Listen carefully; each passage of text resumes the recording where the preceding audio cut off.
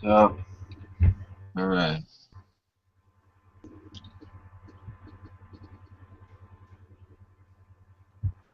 so I Sleeping guess Ralph went to bed. uh, was he just gonna wake up in 7.5 hours and see if anybody's still here?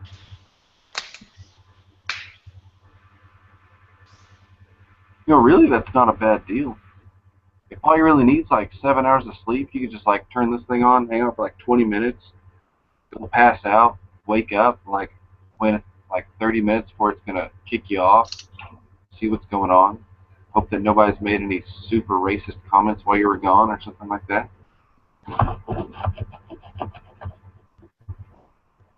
Just keep that out. You're fine. Somebody would let him know, and then he'll delete it or whatnot. Fair enough.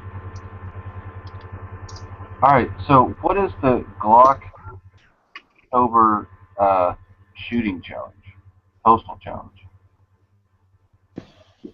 Are you talking about Keystone's challenge? Dude, I don't know. I've just seen like two things for it, and I'm like, I have no idea what's happening here. But the pumpkin one? I guess I don't know. That's what I'm asking. Yeah, it's the Glocktober shooting challenge. I think Keyshawn and G-Webs made it or something. What is the challenge?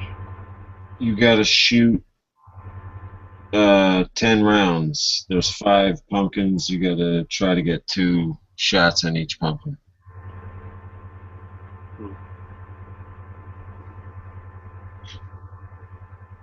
I'm going to the range tomorrow. I might print one of those out. Do it.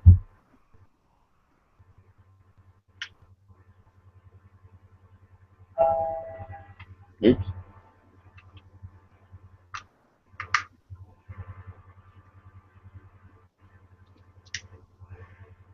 All right. So, do any of you guys do any of you guys hang like I guess not hang out, but know of like Strike Industries? What about them? Well, apparent like they're basically like a Magpul. They just make like polymer stuff, but they've really starting to kind of what is it? Kind of branch out. They're starting to do some more like metal stuff. They started making some like compensators and stuff. Well, apparently this like early next year they're going to release an entire rifle.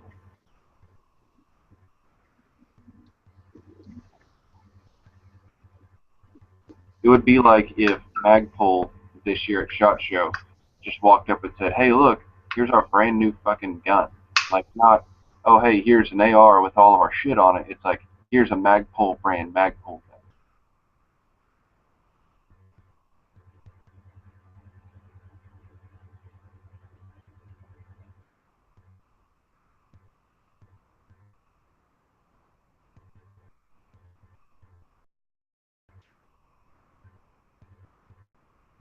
I don't know. I find it interesting.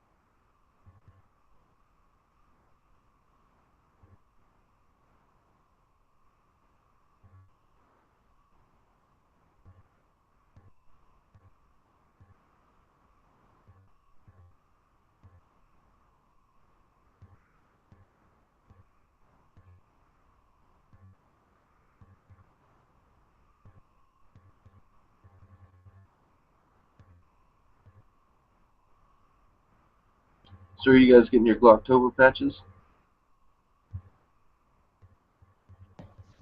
I ordered mine last night, I think. So sooner or later it'll get here.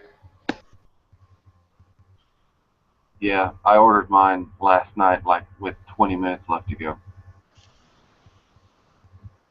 Oh hell, I didn't even ask Moon if his wife got the credit card working. See, I was having credit card issues too. Like, I'd click the link and it'd take me to the PayPal site, and I'd try and like type in my credit card shit, and it just gave me an error like this credit card won't work or something like that. And I just logged into my profile on PayPal, and then I just like hit pay with card. And apparently, since I had entered in that information on my account, and I wasn't logged in with my account at the time, it wouldn't accept it because it knew that that number was for somebody else. So when I logged in, it just let me use that card. I didn't have to put in my stuff.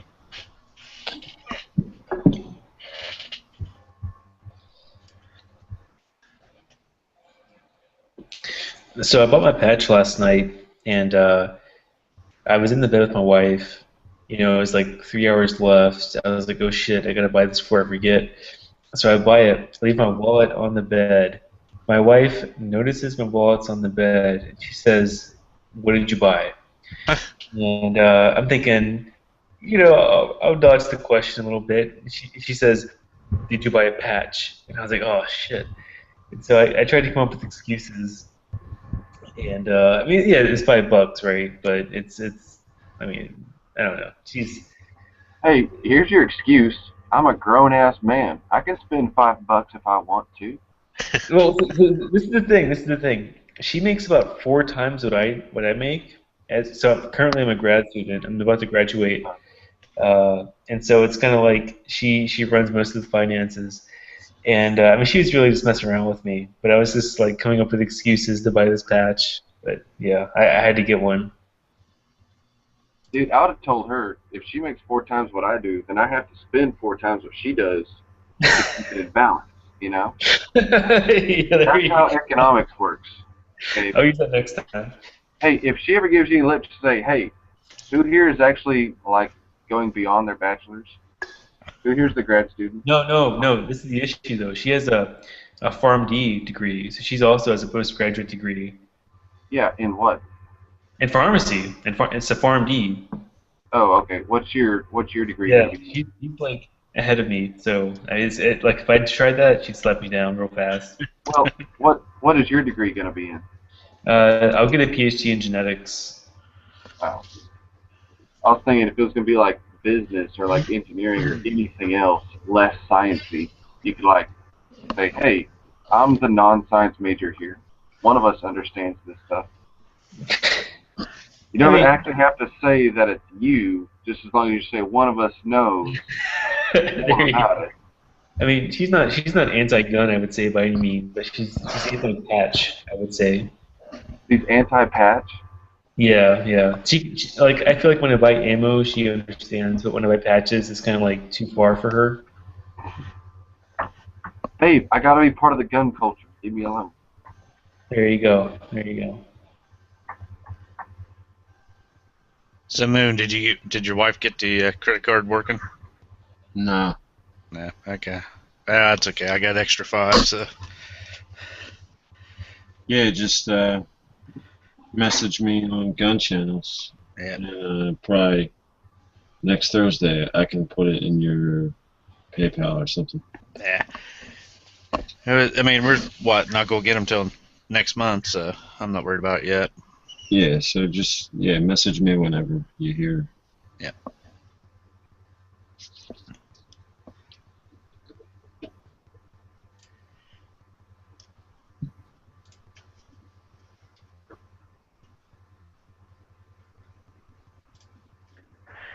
Still messing with stuff.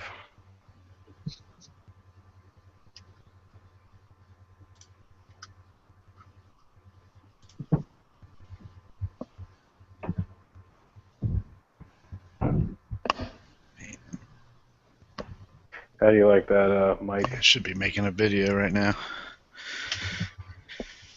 You got that? Is that an Aegis Armory trigger cover? Yeah.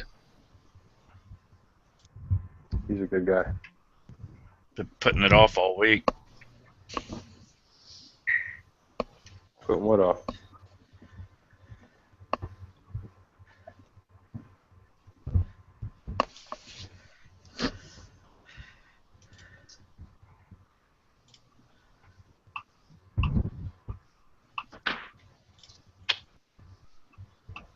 You ever Should carry take- that thing? What? This? Yeah. Yeah. I carried it a couple times in my pocket. I got like Dickies pants with big pockets. Like when I'm going to the dumpster or something, taking trash out or walking the dog or some shit. Is that 26? This? Yep. No, it's 19. Oh, it's 19. Okay. Taking a rip.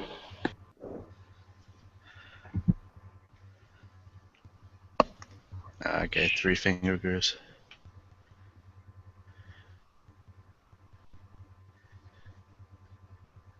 I'm gonna put longer cord on it.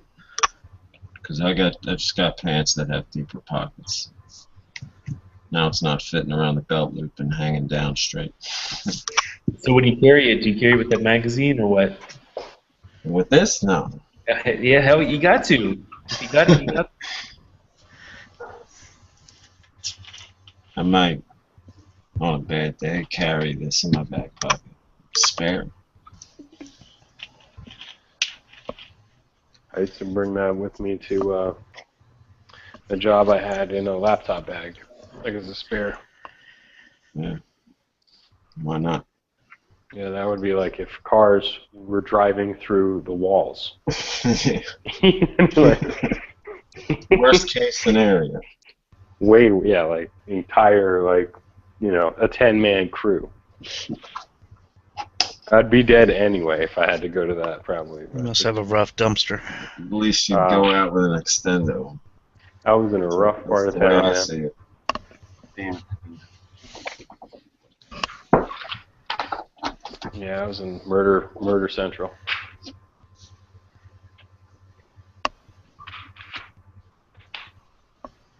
Alright, I have a question. You know how, like, when G-Webs or whatever's on a chat and he'll just have, like, some picture that's, like, not his profile picture, but, like, some other picture be the image that comes up when he speaks? Yep. Where does he, like, set that image at? Like, how does he do that? It's I think in it's in the, his in the Google toolbox. It's in the Images, toolbox. his Google account. If you have pictures, say, like, on your desktop or whatever, like just a random photo that's available to you, when you're in a chat and you're using your Like, computer. is he actually changing his No, it's called, like, custom. profile It's, picture every time? it's called, like, custom desktop or something like I that. think so. Let me see if I can. No, he's trying not. He's not doing that. He's not Like, doing for instance, your profile picture is that zombie Pink Panther. And when it comes Right. up, the circle that, like, does, like, the little flashes and the rings as you speak, Right. I'm assuming that mine does the same thing. Yep. But, like, if he's got a picture up, it isn't just the circle, it's, like, the whole picture. that. Mm-mm. You know what I mean? Yeah, he said how he did it last year, a long time ago. I can't remember. It's really easy. If you have the toolbox, you just got to use the toolbox. It's harder for me to do what you're doing, Moon, like with the, because I don't have a webcam. So I used to do that too. I would just use the Google Hangout toolbox, and you go there to, like, custom overlay, and you select whatever photo you want to show up, and it's like gigantic picture every time we talk. Whatever you select. Yeah, I don't have any pictures on this computer. Yep, it didn't change. It'll take a second if Change you're it back. using that. It takes a while. Like, it'll take like a minute or two. Sometimes I notice that.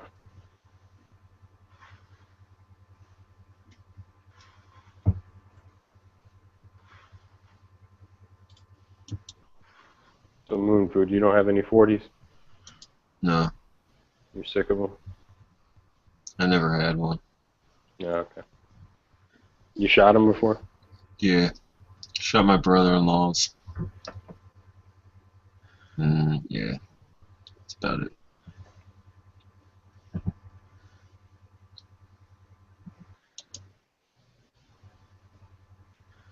It's alright, but back then, back when I started shooting, I stopped shooting 45 because it was getting so expensive, so I figured I'm not going to start with 40, I just stick with 9, and then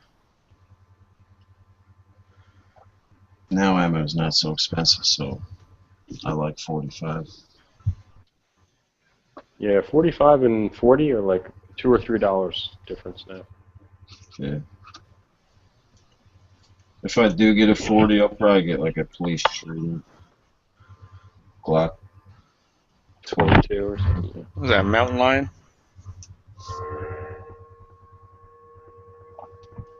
Yeah, it's a mountain lion jumping on some birds.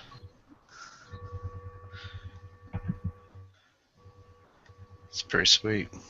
Okay, that's hand cut silver. Hand struck coins too. What's the? Is that a Swiss Army knife? Yeah. Cool. shiny. Little fancification.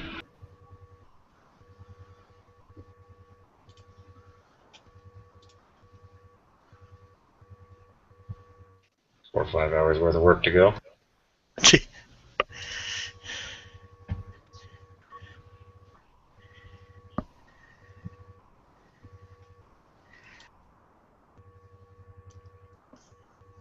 So Jacob, talk. You got it to work?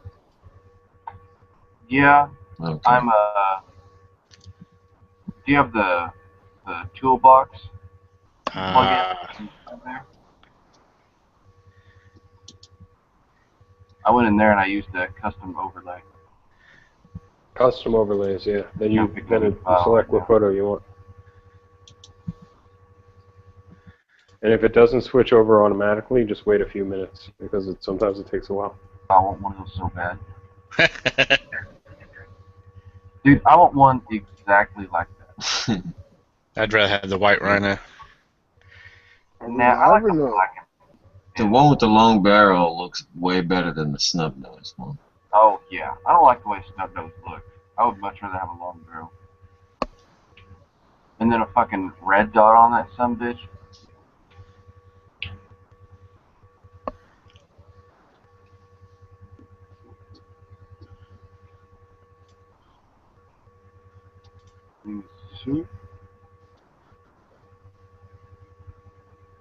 Hey, are we live or not? Yeah, we're Yeah, live. we're not. Okay, really? Because I'm on Gun Channel and it says 25 minutes.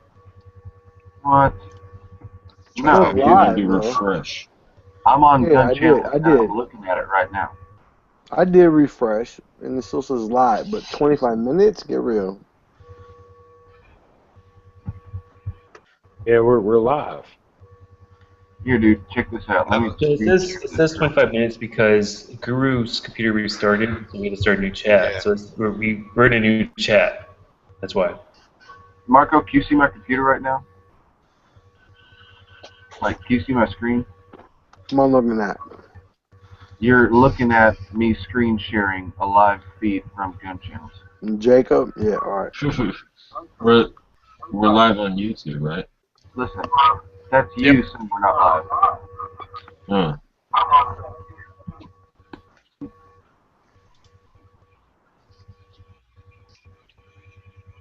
Looks like you got that Maryland internet. You know, Maryland was one of the first states to have the internet because of the amount of military bases that we That's have. why it's Yeah. got the oldest They haven't updated it since. Our internet tubes are wide.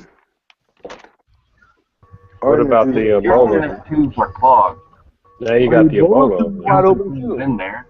I can show you the street where the Ebola virus drove down through. I know exactly where it went.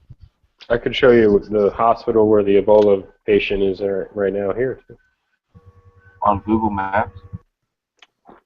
I could do that. I should make that a video tomorrow. You see where they shut down the part of the Pentagon's parking lot today?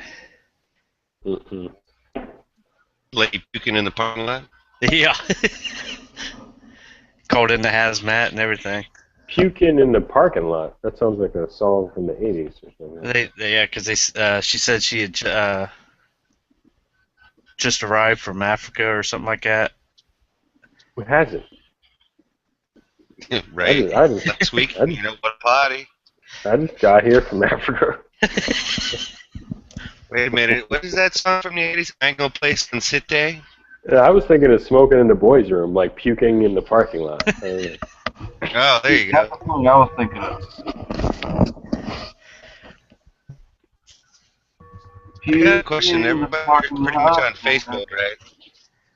And then, like, when you look at them and shaking their head, they're like, why are you mad? Like, I'm just throwing up in the parking lot. I just got here from Africa.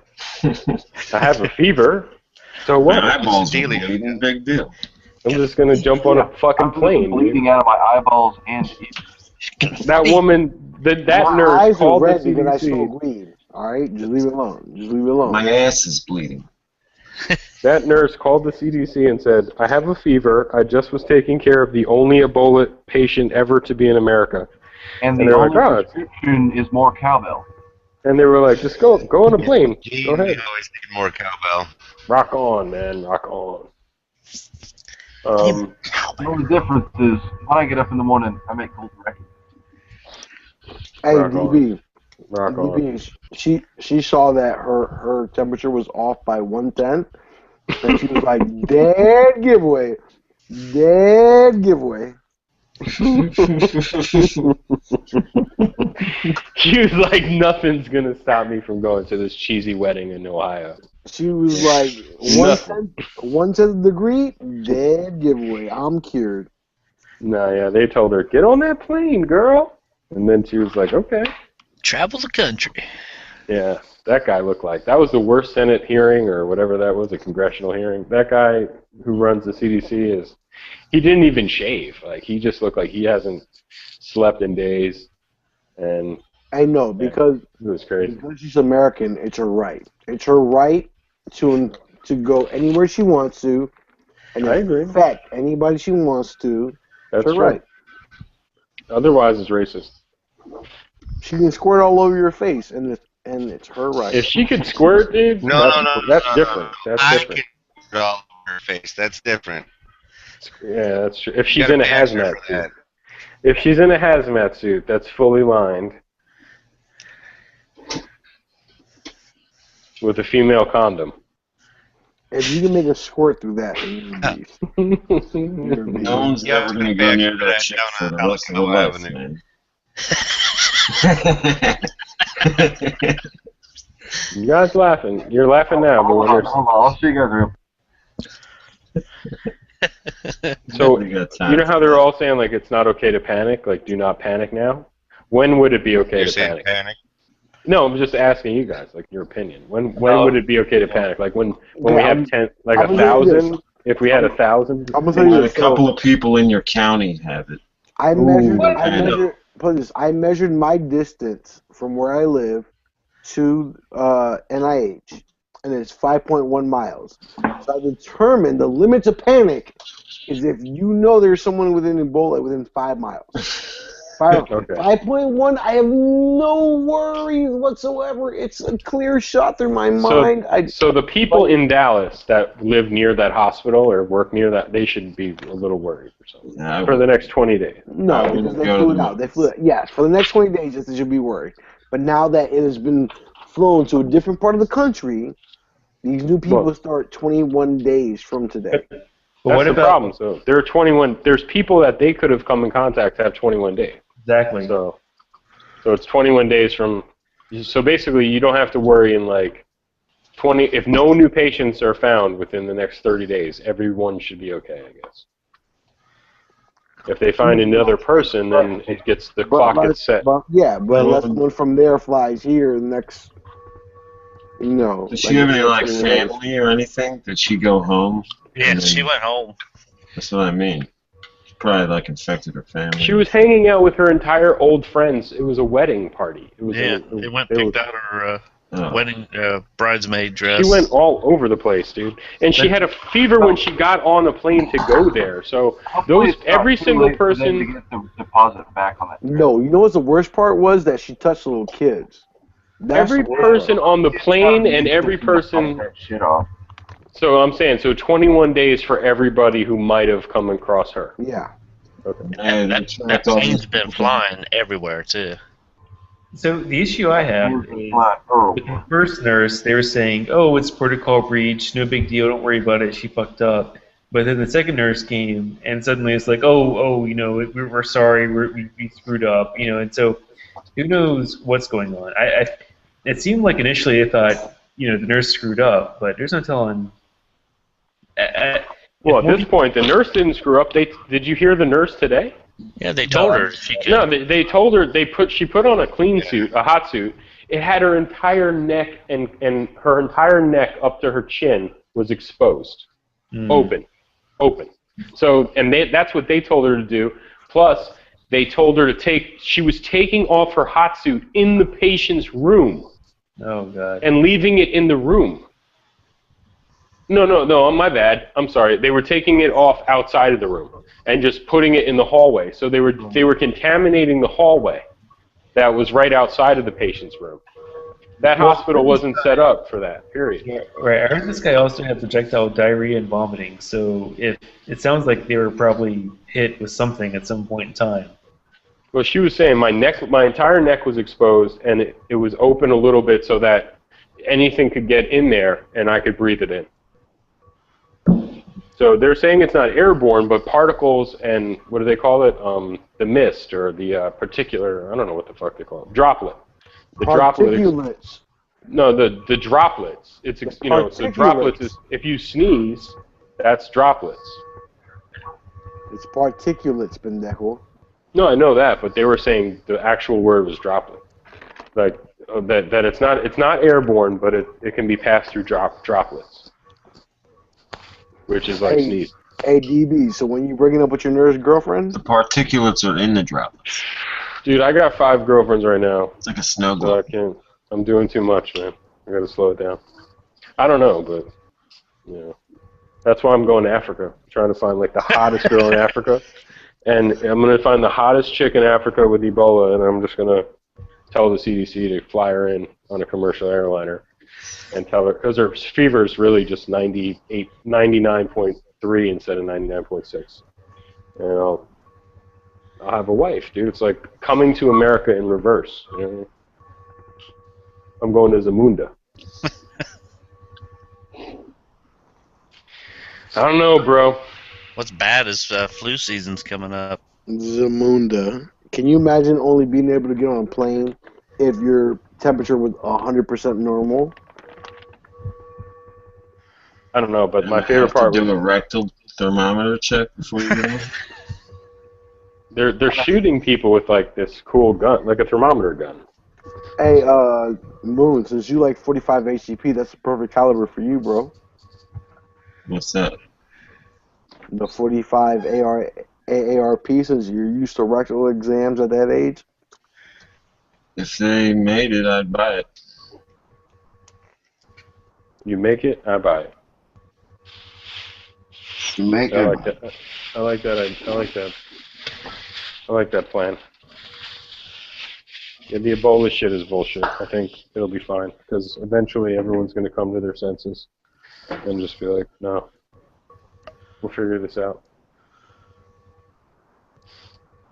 Maybe those 2 nurses are the only ones that got it. It's just so unlikely to me at this point that Just doesn't. need to call Dustin Hoffman. That's not realistic. So I mean, that, my concern with this, though, is that it seems like we've tried to contain it. You know, so right now it's what 3 people that have been infected in the U.S. at least. No. Well, 2. no. Duncan, the 2 nurses. Duncan died. The 2 nurses are still alive. But every news article I've read So I'm a geneticist. I keep up on viral infections, stuff like that. Every news article I've read has said that this is basically outrunning what the government can do with regards to isolation and quarantine. So I realize it's hard to get, but I feel like it's going to be a domino effect, similar to Well, put it like Africa. this. I mean, And I realize Africa is very different than the U.S., but potential's there. as far as like the whole like let's isolate it there so we don't have to deal with it here type of bullshit. In a way, yes, that is true. In a way, but in an overall problem. So even think about it now. Like when we have a problem here, what the fuck do? We ship these people to these hospitals where it can be dealt with. So if you live in a little area of Sheboygan, You're done. You're dead. yeah, You're dead, and you're going to infect the entire fucking hospital Ebola gets staff. there, and Washington D.C. doesn't get to you and bring you to Washington D.C. to cure you. You're like the entire city of Sheboygan's dead, and then so is everybody else. So to cut them off directly, no. But for U.S. citizens that have dual citizenship or that have heritage to that place, if your efforts are not to help, aid, or assist, and you're not and excluding doctors, healthcare, like everyone else, givers, those people can go. Great, let those people go. But when those people want to come back, they will be severely scrutinized for health purposes. The But issue I have with this, you should not put this like you should not be able to go to Liberia right now to go film Ebola. The countries in Africa, The film is not worth the risk you coming back to the United States. there are countries in Africa that won't let those countries come to their country. So, like, I forgot which one it was, but, like, was it Nigeria or something? They're like, they've completely eliminated Ebola because they basically banned all travel into their country from those countries in West Africa. Complete ban on travel because I still think doctors that want to go there. Oh, no one ever, when they say ban on travel, they never ever mean doctors and military and stuff like that. Anyone that's willing to give their life to help, assist, nurse, find a cure, whatever the case may be, medically or let's just say hospitality-wise or charity-wise, should be able to go there. But then keep in mind you will face extreme criticism when coming back. Well, the guy was saying, if you watch that hearing, that guy, I don't even know. There were Democrats ripping him a new asshole. So this isn't like a Republican Fox News bullshit or whatever. But they were like ripping him like, can't someone just take a fucking Tylenol about an hour and a half before they land in JFK and fucking not have a fever when they land and then go have a fever when they get home? And then they're like, you notice they keep taking these patients and bringing them to Atlanta and Bethesda and all these places. They were saying there's only like 5 hospitals that can deal with this. So if we had 100 patients, I guess we'd be screwed. The cure for Ebola. And you're only checking 5 airports. 5 airports. I have Here's the 2 in thing, my though. immediate We're not city going area. to have 100 patients with Ebola, period. We're never going to have that. Says who? We might have it already, dude. We'd have to. The only way you could say that is in 20 days, dude. The only way you could say that is if in 20 days we didn't have any more. In my immediate city, I have 3 international airports. Most cities only have 1. Most cities only have 1 major international airport. If you talk about just total international airports, I'm like up to like a dozen within an hour. You can't say, at this point, I don't care whoever you are, there's no way you can say now, after the CDC and the president, that we're not going to have 100 cases when a woman with a fever went on a plane and then went and hung out with her family 4 days ago. Now we got 30 days now before you can ever say anything like that. Because you don't know. She could have given it to like 3 or 4 people. And that's it. We don't know. They have a 25-day incubation period. So how would we know? At least you can drive away from the affected area. I gotta start swimming. So I want to point out here that there's no cure for Ebola necessarily. There are drugs that help with Ebola. One of them is ZMapp. ZMapp was used for the first 2 people that came to the U.S. with Ebola, and they have survived Ebola, I guess. The issue, though, is that ZMapp is, while in production, not available. And so if we come down with like an extreme case where 100 people are infected, 1,000 people are infected, people are going to die. Like, there's nothing we can do about it. We don't have like, oh, here, you take this drug, you're going to live, be happy. It's kind of like, just don't touch people, don't throw up people, don't shit on people, you're fine. Yeah, exactly. Okay, here's the deal. If they just put out like a public service thing or whatever, and they said, hey, don't fucking rub your eyes or like pick your nose or lick your fingers for the next month or two unless you've just washed your hands, then literally we would not have another case of Ebola that didn't walk directly off of an international flight. We would have no more domestically contracted cases of Ebola. The reason that nurse got the Ebola is because she somehow got it on her hands or got it on her gloves and then either touched her face or secondary or third way, like transferred it onto something and then onto her hands and then into an orifice. That's how she got it. She didn't. And then she took a plane. Well, okay, yeah, she took a plane, but 99% of the people there are not going to get it, if any of them. They didn't even know about it until they landed. I mean, they didn't know until days after she got back. I guarantee you 99.9% of the people that she, quote-unquote, may have come in contact with don't get Ebola. Okay, but I agree with you. I doubt it. I hope so. I hope so. And then, but no. Okay. Great. Hold on. You said your point, and we all agree with you. But that 99.9% does not concentrate down to your particular child and how you would feel if that was your child. And even if it wasn't your child, and if it was one of the other 7 children in fucking Ohio that can't go to school. 21-day panic is my point. Yeah, it's 3.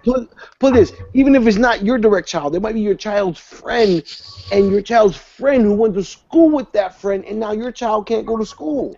So they're shutting schools down. They're already shutting them down. Exactly. So whether it was that particular bitch who met with that particular child, and that particular child had a friend, and that particular child's friend went to school, we're talking about 4,000 children right now. Not even human beings. Let's talk specifically children in the United States, which we hold to a much higher regard on the human being scale. Now talk to me. Oh no! I think if there's one more piece, if one more person gets it, I think if one more person or 2 more people get it, either from that nurse or other nurses in that hospital have it, that they will shut down travel from those countries. They're just going to wait, dude. Like, they don't want to do it because they don't want to. They're worried. This guy said he was worried about their economy in Africa. I mean, he was saying the most retarded shit I've ever, like, that's not your job to worry about an economy of a country in West Africa. So, it's just, they're going to shut it down. There'll only be flights in and out of there if you're medical and you're there to help. National Guard is going to go, the military's going. We don't need thousands of victims. Imagine if we had 1,000 Ebola victims in America. It would be widespread panic. I think the fucking stock market would crash, dude. This could be the shit hits the fan that we're all talking about, just on the economy. Because they said the Dow Jones lost like 400 points or some shit in like 2 days. It was like the stock market was crashing, not crashing, but it was losing points every day ever since the first Ebola patient. And you got to remember, these are the same people in leadership, CDC, dude. They're the people who are supposed to know what the fuck's going on. They said there will never be a victim. They were like 99.9% chance there will never be anybody who gets it from this one guy. And then there was 2 people. They looked double stupid. What's pretty funny? So when people like you and me hear ATF, we automatically think government agency. When you hear CDC, I don't think I think more like a help squad or it's military, yeah. Isn't it? No. I think more like nurses. And, I don't think military institution like government. NASA or like ATF or like FBI. I do because I live here and I know what it's like. But yeah, back in the day I probably didn't know so much. Yeah. But I kind of thought of it maybe as like a I don't- FEMA or something. Look at this, like, yeah. So CDC to me has a big disconnect from FEMA to NASA to FBI to an actual federal organization. I mean, like, even though I understand, even though I do understand it's federal, I don't know. Like they're like the good guys of all the federal No, they organizations. have a place here where I live that has every dangerous None. disease. They have every single dangerous disease like in a little vial where I live. You know, like they have the plague, dude. Things like in safes, like bomb-proof areas, don't they? No, I know, but I'm saying that's their job is to study these plagues and viruses like this, to stop outbreaks. I mean, that's their job, to stop. This is what they were created for, is exactly this, to stop Ebola breakout in America. And when they tell nurses that you're never going to get it, the first nurse gets it and they start blaming her protocol when they're the people who should be there insisting that her neck was covered. Well, okay, here's the thing, though. And honestly, this is kind of a sidetrack because you're right. It's like they are the ones in charge. They should be able to tell if someone's going to get it or not. But when it comes down to it, like, did any of you guys know about the Spanish flu? Mm-hmm. It's like Spanish flu happened, like, it hit the United States. 1918. Yeah, right in the middle of World War I. It literally killed, like, Killed like 12 3% of times the as many population. people. Of the world. Like, It not in the United States. 10 or like 12 times as many people in the U.S. as died in all of World War I from every country combined. It's like, I can't see a disease being what I would call like an epidemic or like really that bad on a grand scheme of things. When you look at Spanish flu, not even 100 years ago, took out literally double-digit percentages of American. Well, I mean, dude, I think Ebola is not a joke. I mean, I think it's like even with treatment, you have a 30% chance of living. Yeah, no, it's rough stuff if you get it, but it's not easy to contract unless you're trying to get it. Like, yeah, that one nurse got it, but the fact that only one nurse got it when all of them were apparently, like, I don't know, not covered on. Okay. Here's what's scary, dude, because let me just make my point. I just thought of something. This is where you're wrong. All right, so there was about 40 people that actually came in contact with that person. Out of those 40 people, 2 people became infected. That's about 5%. So far. So Yeah. far. 21-day incubation So period. far. And keep in mind, the 5% that got infected out of 100 were people that were wearing rubber suits, rubber masks, not like you and me who are wearing shorts, t-shirts, and some fucking tube socks, okay? Dude, it doesn't matter if you're wearing Yes, a it does. half-fat Yes, it suit does. with Yes, a it small does. hole So- in it or a fucking jock strap and a smile. If you have a hole in your containment, then you have a fucking hole in your containment. Who walks around with fucking containment? Is my point.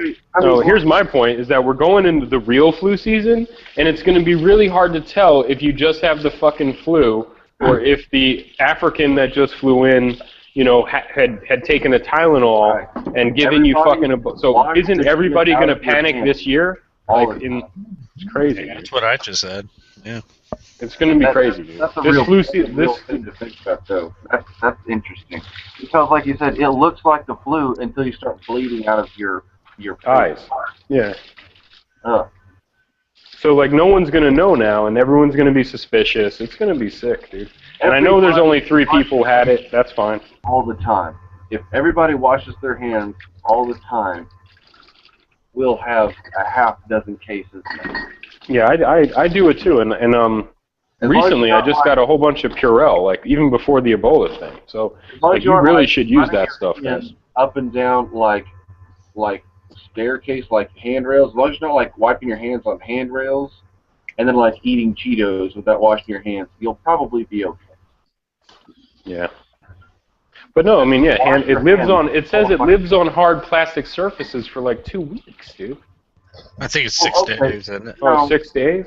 6 days. No, moisture. I mean, I think it was like a hard plastic surface is a porous surface. It can dig down in there. Like if it's on like glass, or like right. So imagine if it was on like a rail in JFK, like you know, and it's living there for 6 days. How many people it can contaminate for 6 days? Well, okay. How many of those people aren't washing their hands on a normal basis? Well, you got to wash your hands as soon as you touch the fucking plastic rail. Like, as No. soon as you touch the rail, You're and talking you about touch the your people face. that You have to wash your hands when you touch your face or eat it. So okay, so how You many? don't absorb it through your If skin. you unconsciously touch your face 1,000 times a day, 1,000 times a day, and you're saying, well, he touched the rail, so he can wash his hands. So doesn't matter. He touches his face 1,000 times a day. Like you're counting against odds against odds against odds. Yeah, I think a More lot of than people don't wash likely. their hands. Like if you go to a public restroom, I'm not I saying think that people like wash their one hands. normal A lot of people person do not does. wash their hands. I'm saying I think people start to become like germaphobes for like the next 6 months. We'll be all right. It'll help. It'll help the outbreak if there is one, right? Because that's the other thing they were asking this guy. Like, well, now that we got 2 people, and that, I mean, the one girl, they were so upset at him, the leader of the CDC and his people, for letting that girl on the plane. You couldn't believe it. I mean, it was just like, it was direct failure. You couldn't say hold on. failure Hold on. more. I was gonna say this. Put it this. If we give federal if we give federal jurisdiction to like of the airspace to the federal government, how the fuck do we have 2 cases of Ebola? At that time, 1 case of Ebola, and the bitch that took care of that motherfucker Is on a got plane. to go. Got to go on the plane. If they With a only fever. knew- She said Yes. she told them she had a fever.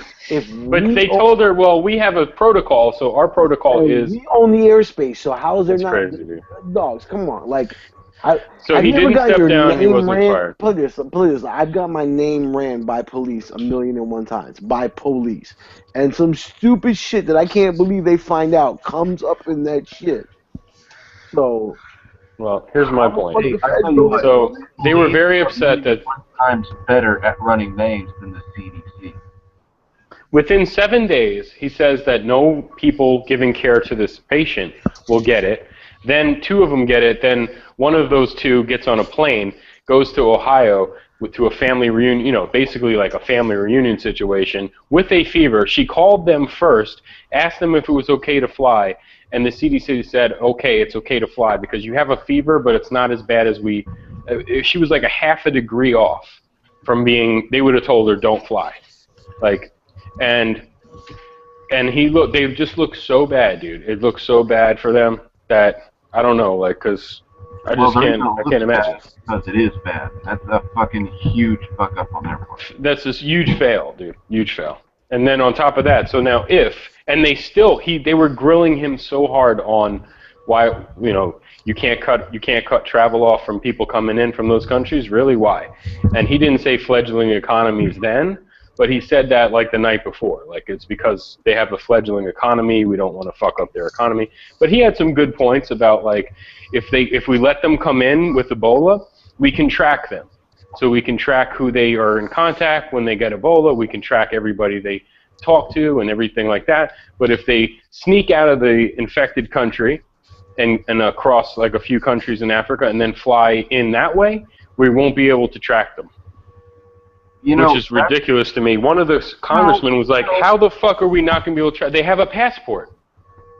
Here's the thing. Okay, you really think that nobody can fake an ID, especially in that part of the world? No, you know what those plane tickets cost? So if like you're sneezing and coughing up blood, I mean really, and you're trying to like get to America to live or something, you must have a lot of money to be buying fucking plane tickets at the last minute from Africa to fucking Brussels to America. Plus all the countries in Europe, like the United Kingdom, I think, France, Italy, they've already banned it. You're not going there from those countries anyway. So you show up with a fever there, and they quarantine you with 20 other people. Well, they've already done what people want to do here, which is ban travel in from those countries. Oh, did they ban finally? Yeah, the United Kingdom did. I think France and Italy, and I'm not sure of Spain, but they have an Ebola case in Spain already. I'll tell you this. All of those other countries most flights from here to West Africa or anywhere in Africa, they're not direct. 80% of them go through Europe anyways. Yeah, 90. I think all of them. Exactly. Yeah, most of them. Exactly. So for us to say that we're not going to take flights other than the ones that we specifically send there, whether it be healthcare takers, charity workers, whatever the case may be, we'll send them there. We don't. Well, we're have sending to, 3,000 Army troops and like 3,000 National Guard. So why can't the fucking doctors and medicine get on those flights? How do you think they're going to get there? National Guard's not like 3,000 doctors. It's like. No, I'm saying, why can't the doctors it's one travel doc- with them on the plane when they're flying there? I think the National Guard has 0 doctors, because if you're smart enough to be a doctor, you're probably not going to be in the National Guard. No, that's not what I'm saying. I'm saying if you're flying in thousands of troops, if you're... Most people smart enough to be doctors get. No, I'm not saying that. I'm saying if you're flying in thousands of troops, why can't the other people hitch a ride? Yeah, no, I get that. I mean, they asked them. They straight up asked them, like, just give us a fucking budget that for chartered flights, and flights that they don't want to go there, dude. They're just stubborn, man. I'm telling you, they're just stubborn because just like you've seen it on, you know people that said that we'll never have 1 case of Ebola here. That was like a month ago or like a couple weeks ago. We won't have 1 case. Then we got 1 case. Then we got 3 cases. And then if God forbid there's 4 and 5, they're just being stubborn, dude. That's all. And another thing like that I will say, like at least here for the United States, there is nothing that comes from Africa that either doesn't come by plane or by boat. And either way you get here, you get your passport stamp. So whether you're a stewardess or like, I don't know, like a guy who works on like a fishing boat or some stupid shit that crosses the ocean, the point is you don't get off that boat or you don't have that plane and your passports, there's like, okay, so like it's not like you can be from Peru and walk all the way through the Americas to come up to the United States. Like, that is not going to happen. You have to come here with a passport stamp of some sort, whether it's fake or real. The point is you have a passport and it's getting stamped. So if you just scary cut stuff. off, yeah, like it's not that hard to cut it off. It's really not. Oh, it's scary, dude. And the temperatures thing is a joke, basically, because when you're thing walking about, off the plane, walking in, like into the country from somewhere else, like from another country, or like flying, they're not flying, but like coming in on a boat from Africa, it takes so long to get here. Like if you were to fly into like Belize and then like they'll die before they even get here. You would fucking bleed out from the Ebola. Like if you were on a boat across the Atlantic from West Africa to the United States, you'd get off the boat. Dude, you laugh, but the countries in Central America like Belize, I was going to say Belize and Guatemala and Mexico, their borders are tighter than our borders, dude. They're not letting just fucking anybody come through and fly out. Okay, fine, whatever. Replace all of those countries with some country that doesn't have tight borders, whatever. Point is, if you're they're talking about terrorists. Like literally, people were talking about today on the radio. Terrorists might try to go from and get Ebola and fly in and walk across the border in Mexico and all that shit. I would think you'd be fucking dead. Like by the time you did something like that, like if you were going to smuggle yourself across the Mexican border or some shit like that, you'd be sick. I mean, I would think. Okay, but that's you get 21 days. Exactly. So put this. So if you send 100 people over here and only 2 of them end up having Ebola, it only takes 5 hours to get here. 5, 6, 7. You got 22 days before I show a symptom. So if I send 100 over, I thought we were talking about like non-air flight travel, like like by foot. Yeah, if you come in by foot, you're not going to get in. That's if you cut it off, but right now it's not cut off. Well, okay, I didn't think about like other developed countries also having West African flight spans. So yeah, it'd be super hard to get into anywhere. Because I was thinking you could just like get to another country or whatever, then fly to like somewhere in Europe, and then fly over here. But if everywhere in Europe isn't letting those flights in either, it'd be really fucking hard to get in. So I forgot what country. Here, you would already be bleeding out of your face, and they'd never let you out if you even made it this far. I think the only countries in Africa that were like had the problem and don't have the problem now, I think it was like Senegal or something, or I mean one of these fucking countries or whatever. They said it's because they banned all travel coming from those places that were hot zones, and that they just basically took care of the patients they had. And that's it. Like, they didn't let any more patients coming in across their border to give it to more people. I mean, that's pretty much it. And you'd have to wait like 40, I guess 60 days, or maybe, whatever it is, to be like, all right, we're finally done. Like, we don't have it anymore. This is fucking nuts. It's a scary thing, man.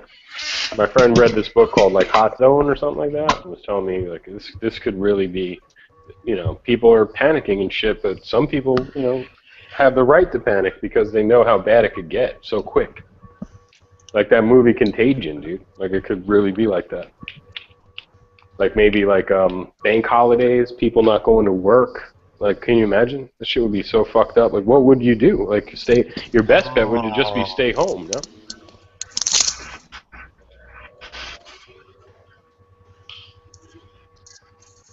What happened? Island, is that what you were thinking about? The Griffin Armament QD Blast Shield thing?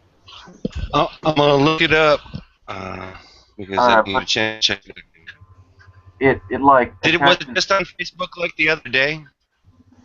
Oh, I try and get on Facebook as little as possible. It's a fucking waste of my time. I hear you. I saw it on Facebook and I forgot to, share it or whatever, so I went on to my personal page or whatever, and I'm kicking myself in the ass.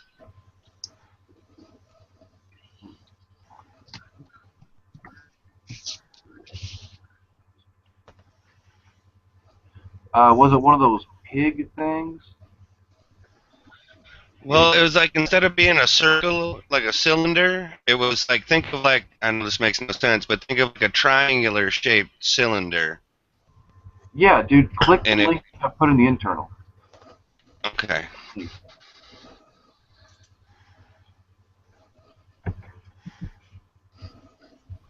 It's a triangle with rounded off edges, and it goes around your muzzle.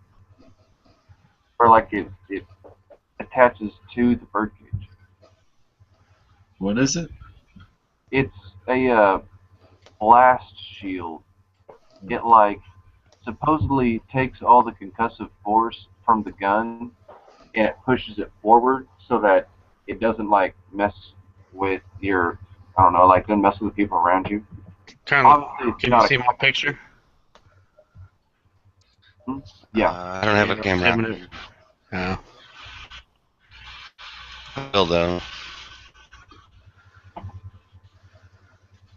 But yeah, it's like it surrounds the muzzle device and it pushes all the blast forward so that it doesn't like mess with the people around you. That's got to be it, because that's what I saw on the post. That thing's been blowing up on Instagram lately. Oh shit, Beaver's here. The beef!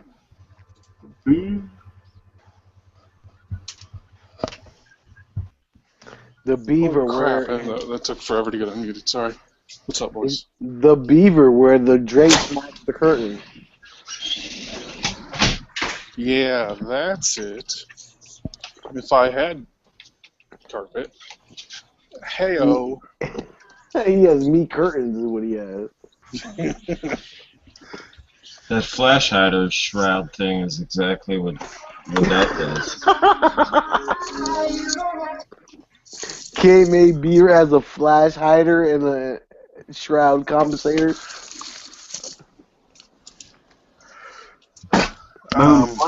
What like? I'm not even sure how to respond to that. Exactly.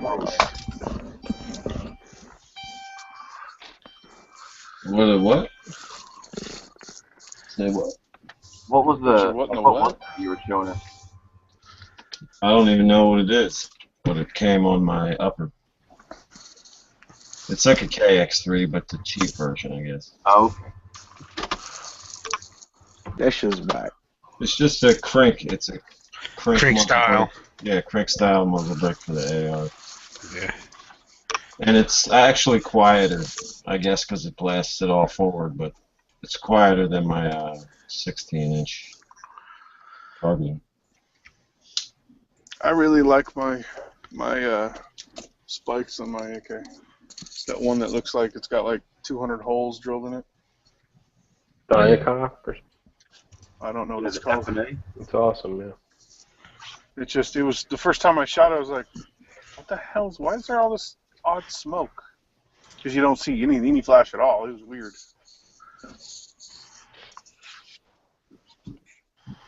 My Mahdi's got a 74 style brick, and that just, even if it's broad daylight, you can see the flash.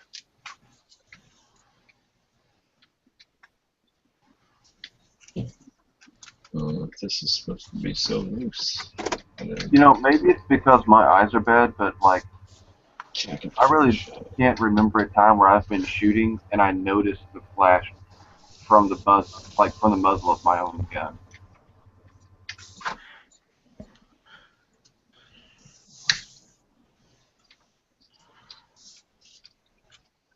I see that like every once in a while, but it really depends when I'm shooting. So like on a Magnum round, occasionally, right?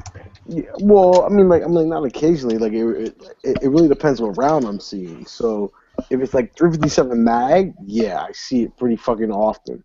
If you shoot a 7.62 by 54R out of an M44, you're gonna see like every other time.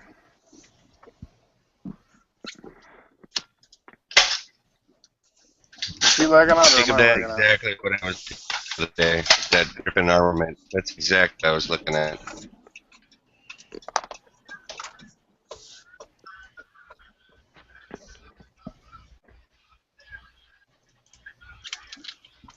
I want one.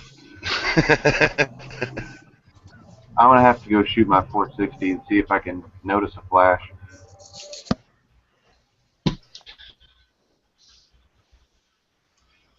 Well, like, that's one of the weird things in our gun laws out here. It's like, technically, you're not supposed to have, quote-unquote, a flash hider, but a muzzle brake is technically okay, which makes, like, kind of no sense.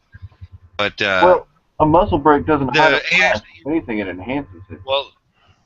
well, I understand that, but when you go to the store and you pick out an AR, what does it have on the end of it? It's got a bird cage flash hider on it. But you want to know why they make that rule? So I mean like that's kind of your loophole. Is So they when can you get screw 'em later. No. So if you get a 16-inch barrel, you get whatever the fuck you want on there. But if you get a 14.5-inch barrel, you have to pin and weld only a flash hider to it. That's the purpose of the law. Well, I mean, I'm not gonna say like that's the purpose of the law, but that's No, kind of like, what I they can have get any you. muzzle brake I want, according to the law, but technically, according to the law, I can't have It is, but if you go down to a 14.5-inch barrel, I see what you're saying. You can't ever have less. You can only ever have more. Exactly. Like, it would have to be pinned and welded or whatever. I definitely see what you're saying there. So at that point, you can have. I mean, so you can have a 16-inch compensator on. I'm sorry, a 14.5-inch compensator on there, and it's 16 inches. But if you have a 16, like if you have a 14.5-inch muzzle flash hider, it has to be pinned and welded. Well, Alan, what I'm going to say is they probably import it into the state, but like it's not labeled as an A2 birdcage flash hider. It's probably like an A2 birdcage muzzle brake. It's like they just which would technically make it legal, exactly. Yeah, it's like they just kind of redact it. They just draw a Sharpie right through the word flash hider and they just write a pin on top, muzzle brake or compensator or muzzle crown. Well, the KX3 is 3 inches or 3.25 inches. Can you cut a barrel down to 3 inches and then weld that thing on the end of it? As long as you end up over 16, it don't matter. As long as you do not have easily removable, or like as long as you have quote unquote permanently 16 inches from the bolt, like from the bolt face, when it's closed. The bolt face has to be closed. Yeah. You close the bolt, you run dowel rod in there, and as long as 16 or more inches of that dowel rod are covered up by permanently attached material, it counts. Whether it's muzzle brake, compensator, suppressor, flash hider, KX3, like fucking pig can fire breathing. Easy on the suppressor, because most suppressors come off. No, some of them. suppressor and you pin and weld it, then you could Then, find yeah. that real significant. Exactly. It'd be like an integrated How many people do suppressor, that though?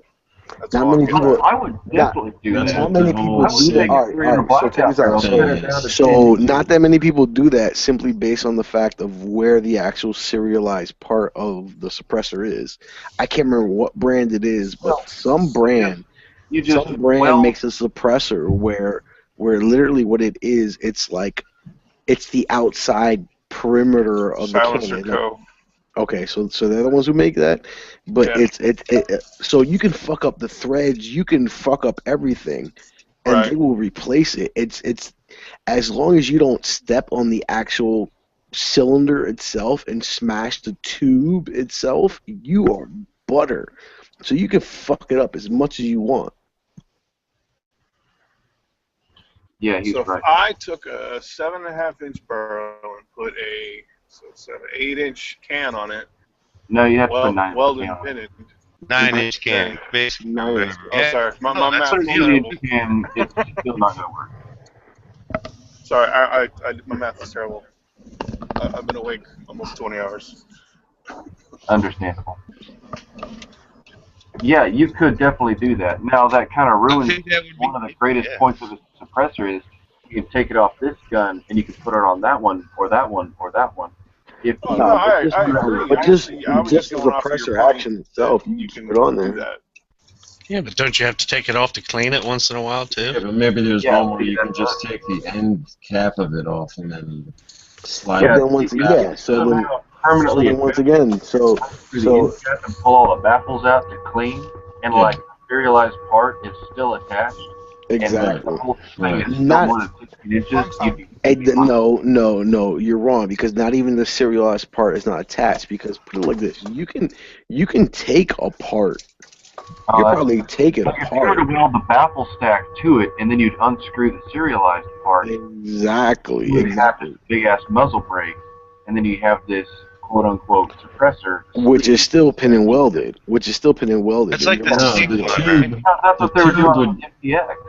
That's the exactly whole right. point of the I know. MPX, so that it's not a tube attached to your rifle, and the baffles aren't sliding out when you unscrew the end of It it. is, but at the same Yeah, time, they're just gonna pull off the who- suppressor who sleeve, can wrap a just perfect leave piece of buckle, metal around? like a muzzle brake. Who can wrap a perfect piece of metal around a tube where no gas is? As soon as a little bit of gas escapes, that's your pop. The Candyman can. Yeah, and if you have a little bit, Can because and if you have Yeah. a little bit of Rainbow. gas coming out of there, that's gonna pop the whole fucking thing. dude, So, that's what O-rings are for. That's what gas seals, gaskets are That- for. that's what she said. You feel this You're this proving blast that it's shield is going to be a loophole in any That's- way? That's what she said. Is it going to possibly be misconstrued by the ATF as a silencing device, even though it doesn't make it any quieter? I thought they won it already. I No, thought they if won it their does case. not make it quieter, it does not fit the definition of a silencing device. That's like if I were to pull out a pin and they said, well, you're clicking it, therefore it's a semi-automatic rifle. It's like, it does not meet the definition. Okay, that's what I thought. The whole What, the thing SIG about, one? what? The SIG? The SIG one, they're looking at it and they know exactly what SIG's doing and they're trying to keep them from going around them. SIG's got lawyers to them or something, don't they? Yeah. SIG's like in court with Well, I those don't guys. see I don't see the If problem. lawyers We're over are that. halfway decent, they'll beat them in court and they'll be able to put their MPX out like they originally planned. I don't see the It's on problem. the SIG one. There's no can around it. Yeah, there's no can around it. Yeah, you would just problem have is- to pay your stamp and get the cover for the shit that's already on the rifle. See, That the looks problem is, goofy I- without it. hold on. Here's the thing. They're not saying that the problem is that you have a muzzle, like they have a silencer on the gun as it comes from the factory. What they're saying is, since they don't want you to, like, okay, you buy a silencer co-suppressor, and it has all these baffles on the inside that you can take out and clean and stuff like that, put them back together. Some people were wanting, like, see it, Mark. Some people were wanting like extra baffles or whatever, so that they could, like, I don't know, swap them out, or if they like get a baffle strike, they just want spares or something like that.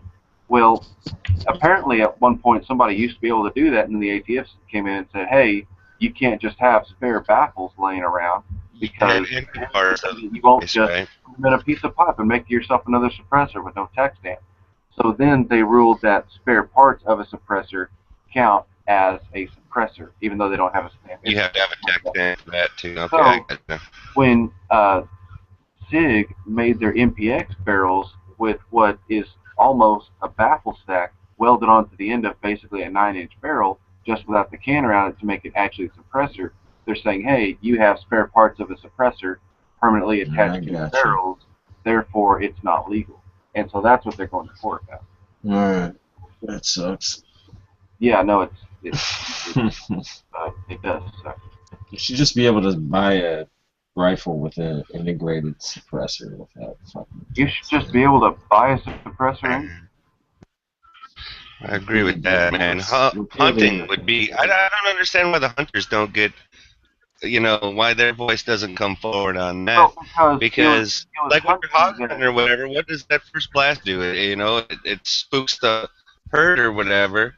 No, and if you had a suppressor on. Hunting is why suppressors got banned in the first place, because, or at least that's where the real legal standpoint of it came from, because a lot of people thought that there'd be a ton of what do you call it, poaching with suppressors, because you could just go out at night and you could just whack a deer in the middle of the night and nobody'd be able to hear it or something like that, and so then you'd be able to just fucking poach all the damn time, and the game wardens wouldn't be able to find you because they wouldn't hear your gunshot.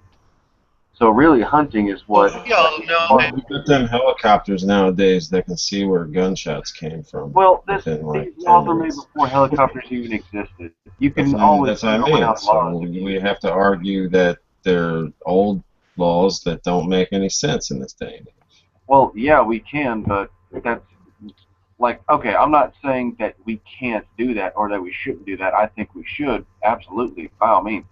It's just that that's not something that people do. They don't just every year go back through the books and say, well, what laws can we take off the books this year because they don't fucking count anymore. They should do that every year. Yeah, I agree. Like a law review. They don't. We need to make them. And of course, if they're going to that sounds like you need to make another law. That sunset or something like that? Sounds like you need to legislate that. I think it would be interesting if we made an amendment to the Constitution that said, after 10 years, every single law needs to be brought up for re-voting or something. Like a review. I think 10 years is too long. I mean, that's crazy. Well, how about how we bring it up in 1 year, bring it up in 3 years, and then bring it up in 10 years? Let's experiment on something that might turn out 10 years from there. Yeah. Ridiculously horrible, and wait 10 years. No. Well, I mean, it worked for the assault weapon ban, but if the law has to take 10 years for you to notice its effect, then it's not effective. And it's not going to be effective. I think actually, now that I think about it, I agree with you, because after 10 years, it can almost start to become institutionalized. Yep. You'll have almost like an entire generation of people come of age who have never seen it the other way. Right. It's a generation. I mean, hell, it's like fucking prohibition. I'm going to say that by the time the prohibition finally got repealed, it's like... The only way they got the assault weapons bill passed was because of the 10-year. So the only way they got it passed was because they said, hey, well, it'll expire in 10 years. Oh, yeah, that's true. I forgot about that's what they said, yeah. I never knew that until a couple weeks ago. Well, I mean, that makes sense. It was how they got some of those Republican guys and some of those Democrats to do it or something. People who weren't going along with it. Look, it's not so bad. My question is, what the hell did we get in return? A lot of police were hired. I mean, the crime bill in general was fluffed with other stuff. I think it was a lot of money for hiring the police, school security. It was a lot of other stuff. Metal detectors in schools, maybe. I don't know. I know it was a lot of school security and cops. Bunch of crap. Bunch of bullshit, man. Bunch of shit. Bunch of bullshit. Bunch of bullshit. Yeah, it's okay. Jello, how's your It's all bullshit. how's your Bullshit. It's all bullshit. So I'm the new Lucid rep for New Hampshire. Nice. What's Lucid? Lucid's an optics company here in the USA. So how is it? How's Wait a it? minute. I thought you got the fucking Hollow Sun. Yeah. Lucid, isn't that like porn? Oh, I got that too. Oh, How's the Hollow Sun? baller. It's good to be a baller. How's the Hollow Sun? Is that like a TRS? Dude, it's killer so far, but I haven't been able to shot it. I've just put it on here. Look at how tiny the thing is. Dude, I need to get me one of those HD7s. Either that or one of those,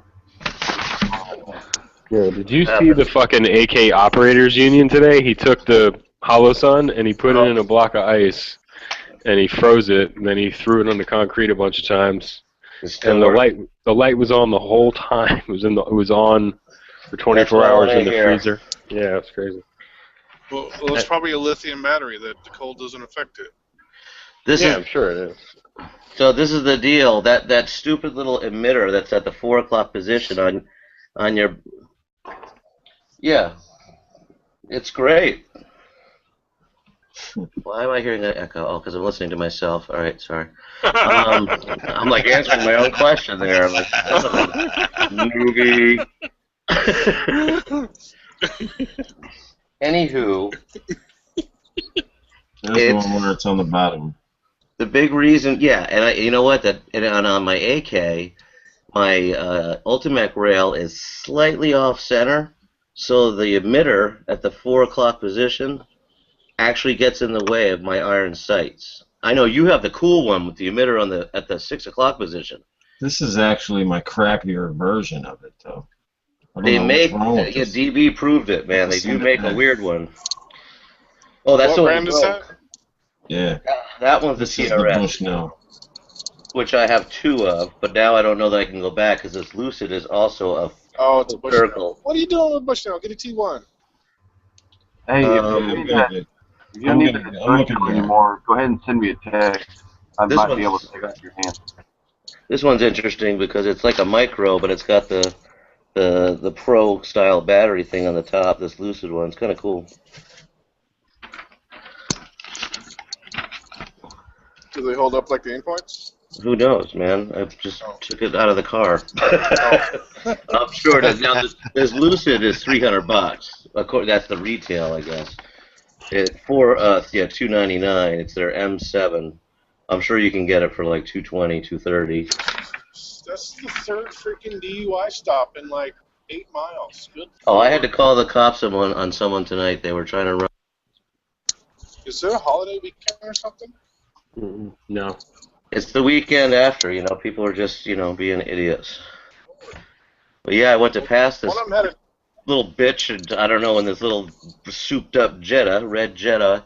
They had the pipe, when it was lowered, and they were just doing barely the speed limit. No one else on the road. So I go to pass them. They go to speed up, won't let me by. I actually should check the car. I think they hit me. So another 5 miles down the road, I go to pass. He swerves in front of me, and like literally, I go to pass him on the right. He starts squishing in. I called 911. I called 911 on the spot, and of course the local towns weren't there. But they said, "Well, we'll pass it along to the state police and call you if we need you." I'm like, "Well, here's their license number. I think they deserve a pullover." I was kind of jacked too. I had like adrenaline going. I'm like, "Yeah, this is their number." And I'm like, "Can you tell that I'm a little juiced up?" I was so pissed off, but I should go check the car. You should just return fire. And that's the thing. I had the gun in the car, so I'm like, I can't be the asshole here. So I'll just call the how police. polite you have to be when you have that. It's true, man. It averted probably a bad situation. I was the calmer head there. And I just hope that fucker gets pulled over and they go, "Hey, we got a report on you," and they're doing something stupid in there. It looked like a chick the more I stayed behind him. Either that or some dude with long blonde hair. That's why you need a bunch of change in your car. Throw that out the window? Yeah. It gets their attention. Yeah. I couldn't get in front of him. They had that little beast turbocharged or something. The Volvo couldn't handle it. No, I mean it's fast. I'll tell you, it was. I was taking them, but it was coming up. I bet it was those Jettas. Some of them have the 2.5 turbos in them. Yeah. Or whatever. Yeah. My Volvo probably weighs got a lot twice of as much. But so he wasn't blowing me away. I just couldn't get ahead of him, and so that pissed me off because I'm an asshole anyway when I drive, and to have someone else be a worse asshole was really pissing me off. So they're like taking all my info down and shit. I'm like, I don't want to get involved. I just want to go home, but someone needs to pull this car over and check it out. Then I shut my phone off and turn the GPS off. I'm sure they were tracking me. He just pulls out his It phone, wasn't me. cracks it in half, and tosses it out the window like in the Bourne Identity or something. Was me. But hey, guys, there's 50,000 hours on this little Halo Sun. If that truly works, then that alone makes it better than the Bushnell by leaps and bounds. And they do make the ones with the batteries on the side. There's 3 versions now. There's the hidden one, and you can get the one with the battery on the left or the battery on the right, and one of them with the turrets a little bit higher, so you can use your gloves to take them off. What's the I didn't sight catch that. look Is that like a red dot? Does it Yeah, look it's the new. that lasers pointing at you, or is it like an LED-looking thing? It just makes the reticle light up. What is the reticle like? Similar to, you mean? Yeah, well, because like my EOTech, I mean, you can see the laser kind of reflected back at your eye, but the aim point, it's kind of pointing in a different direction, so it doesn't starfire if you got crap on your glasses. You know what I mean? Right, I know what you're saying. I you know what? I don't have enough use with it yet to see if that's going to happen. Okay. Well, I'm trying to find something for my wife. Ever since she had LASIK surgery, she can't use a laser optic at all. Let me ask you this. When did she have LASIK surgery? It's been 2 years now. Oh, okay. Well, yeah, because it takes a year for your eyes, the debris underneath the cornea. Yeah, but no, my eyes have gotten any better laser, every year. So right. I think it was the Burris, what's that, 1 to 4 Burris that has the lit reticle. That one is the only one that I found for her that doesn't. Oh, that's cool. That's cool then. So. What was I gonna say? The ones that look like lasers, yeah, not so much. What about at EOTech? Those seem to be the best. She can't do that at all. Really? Because it's freaking huge. Yeah. Interesting.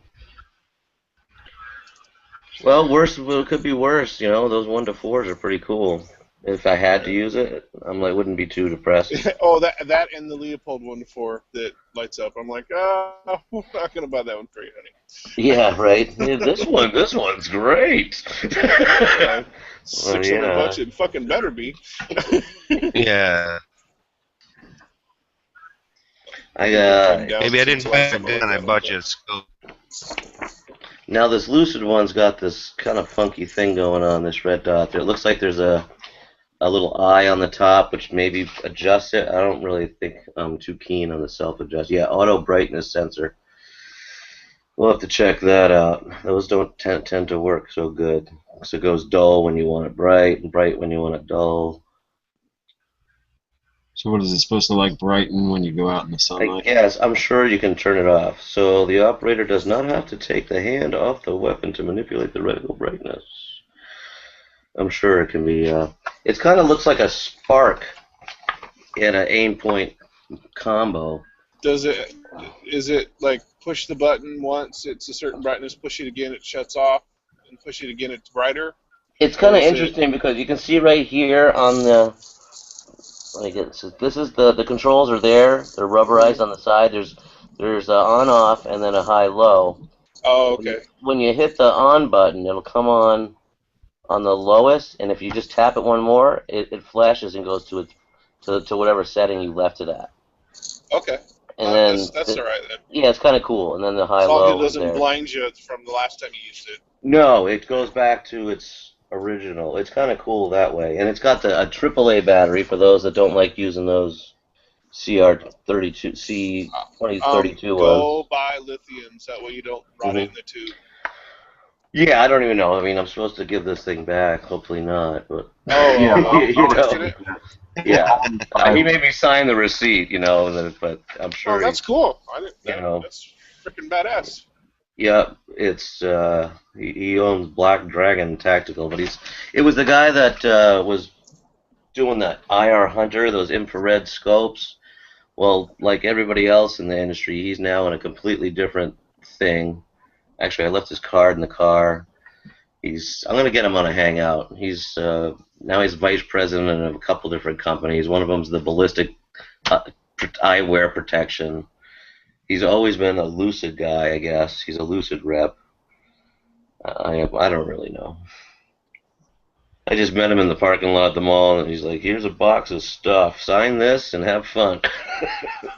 Freaking sweet, dude. I'm like, okay, cool beans, man. Dude, I need to hang out at your mall a lot more often. No doubt. I had to drive 100 miles. I will make the drive. Well, then because he's in southern New Hampshire, and he's like, "Oh, you got to know those Four Guys guns," and I'm like, "Oh yeah, Whitey and Blue and all those whatever." So he hangs out down there. Whatever. He's in the industry, and believe me, his job security sounds like he changes every other month, Isn't But whatever. it 3 Guys guns now? Is it 3 Guys now? I'm joking. No, one of the 4 Guys isn't there anymore, I think. Oh. I don't know. Probably Lou. He's fucking doing something else. No, it was one of the other guys. It's Super Bowl or whatever. Isn't that the guy that doesn't. In that sub shop, 4 Guys subs or something like that. Mm-hmm. Unfortunately, those guys are just about 2 hours away, or I'd hang out with them more if they were closer. 5 dude sandwiches. Yeah, that's it. Oh, That's it. 5 Guys burgers and fries. Yeah, that's it. So, but he gave me the scope, and he's got these kind of cool, the quick release arms ones, but it's a super low profile mount. So unless it's a 1-inch tube, I gotta get some kind of scope mount. Oh, you gotta get one of them. Big I have a LaRue, but it's a 1-inch. This should. Extensions. Where the hell is it? I gotta find my calipers. Get my calipers out and see what's up. But 4 to 16, pretty cool. You can't tell the difference between 1 inch and 30 millimeter? Nope. Because I don't have any 30 millimeter scope, so I've never really. Oh. It doesn't feel much bigger than the one. 30 millimeters is bigger. Yeah, 30 millimeters bigger than. It's 25 millimeters is I have one. 2.54. I mean, I got calipers around here somewhere. I mean, it looks like a 30 millimeter. That's why I'm a little nervous. 25 or 26 millimeters is 1 inch. Okay, yeah, there you go. What was I gonna say? I'll be right back. I'm about to lose coverage for a second.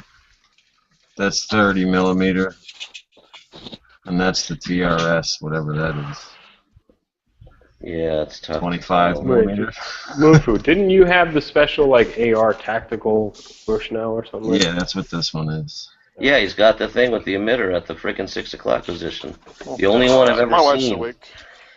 I've seen him before, but I haven't seen him in long. What did we find out? I'm afraid if I send this the back to trophy Bushnell, they'll send me the one. That was the AR. It was like TR. No, I'm telling you, they're all AR, and then I called, and they told me nothing. Tactical. That was the tactical. Okay, yeah, because it's out there. But even the girl at Bushnell didn't know that there was a difference. We found it. We found it on Amazon. Yeah, I think it was I don't want to say the trophy one. There's, like you said, tactical or something. But if there's a choice, you got to get the one at the 6 o'clock. It just makes more sense. All right, guys. Well, dude, those hollow. Well, whoever's leaving, I we're thought my seeing. wife would be asleep. So Well, put her to sleep. Was that Beaver? No. yeah, I just got home from work. And it's so early for you anyway. It's only 3. Like they It's 2:40. just said, hey, when you get that job done, you can leave. So I left and didn't ask if there was anything else. Nice. So yeah, fuck you. It's Friday. Anyway, I'll catch you guys later. $47. See?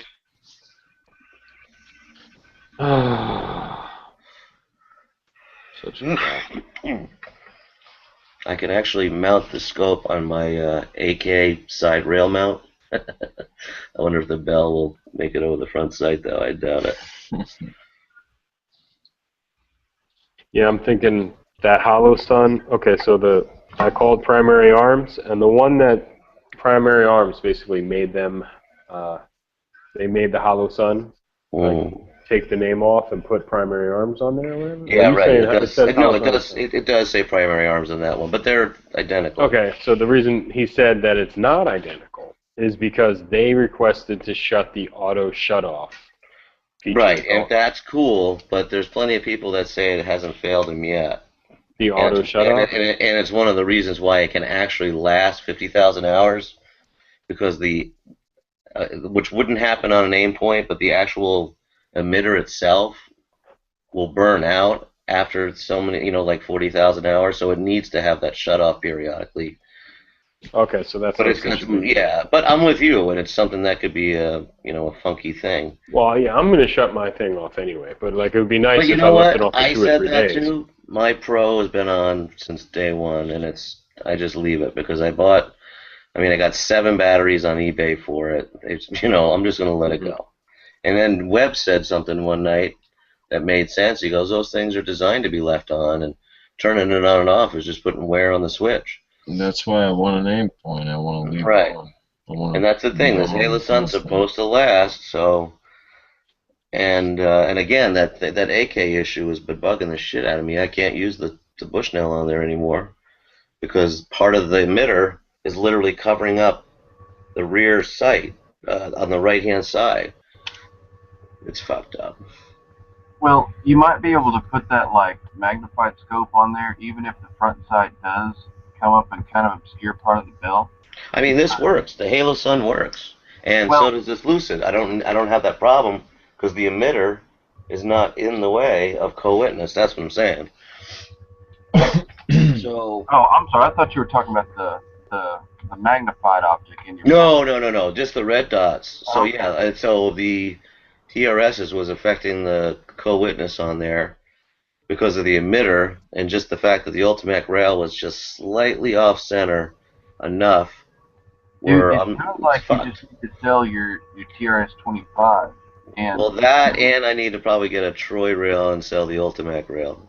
And well, I know a guy who could use a used TRS. Yeah, I heard someone needs all kinds of stuff. Yeah, man. Yeah, I can. I don't know. I better check my email and stuff and see if I can think of who it is. I got 2 of them. One of them's gonna go. I like that Troy gas too. With the red one. Yeah, the whole idea of it makes so much more sense than the Ultimac. I mean, you're not putting it on the barrel at all, and it's secure. I don't know. It seems like it might be a better rig than the Ultimac, but at this point, I'm thinking it is because I can't get this Ultimac straight with the Troy lower rail. And I got it close, but I had to literally put a screwdriver in to hold it to the right while I tightened the screws. And it still didn't really work as well. I saw that in the video. It's like they had to use the screwdriver, get it set a little bit, move something. Then yeah, I mean, it's just crazy. I mean, I'm liking that. Do you have Alpha rails, or do you have any Delta? Does anybody in here have Delta rail on their AR? Yeah, I got 3 I'm of a them. bum. I've got Magpul. Well, you have the Alpha rails, right? But you don't have the Delta rail where you use the original gas block that would have been on there? No, I have the Troy. I have 2 Troy Alpha rails, which do use standard barrel nuts, not the one with the screws on the bottom. Those are the old. I was looking at that. Yeah, the TRX, I wouldn't mind it, but the Alpha rail uses a regular barrel nut. Ooh. Well, I want that Delta because I don't have to remove the A2 front post or whatever. Oh, right. I free float all of mine, and so I didn't really care. Ooh-ah. And I'll tell you, there's another thing I'm figuring out because I got Chino. without now I don't have the gas block folding front sight on the AR pistol, and having a sight mounted at the front of my rail is preventing me from where I put the flashlight, where my thumb goes, and it shortens your sight radius too. So I'm a bigger proponent than ever of getting a front folding sight and gas block because it gives you way more options for the front of your rail. If you got to put a sight up there, that's it. Your first 2 inches is taken up by that. Then everything else has to consequently be mounted further back.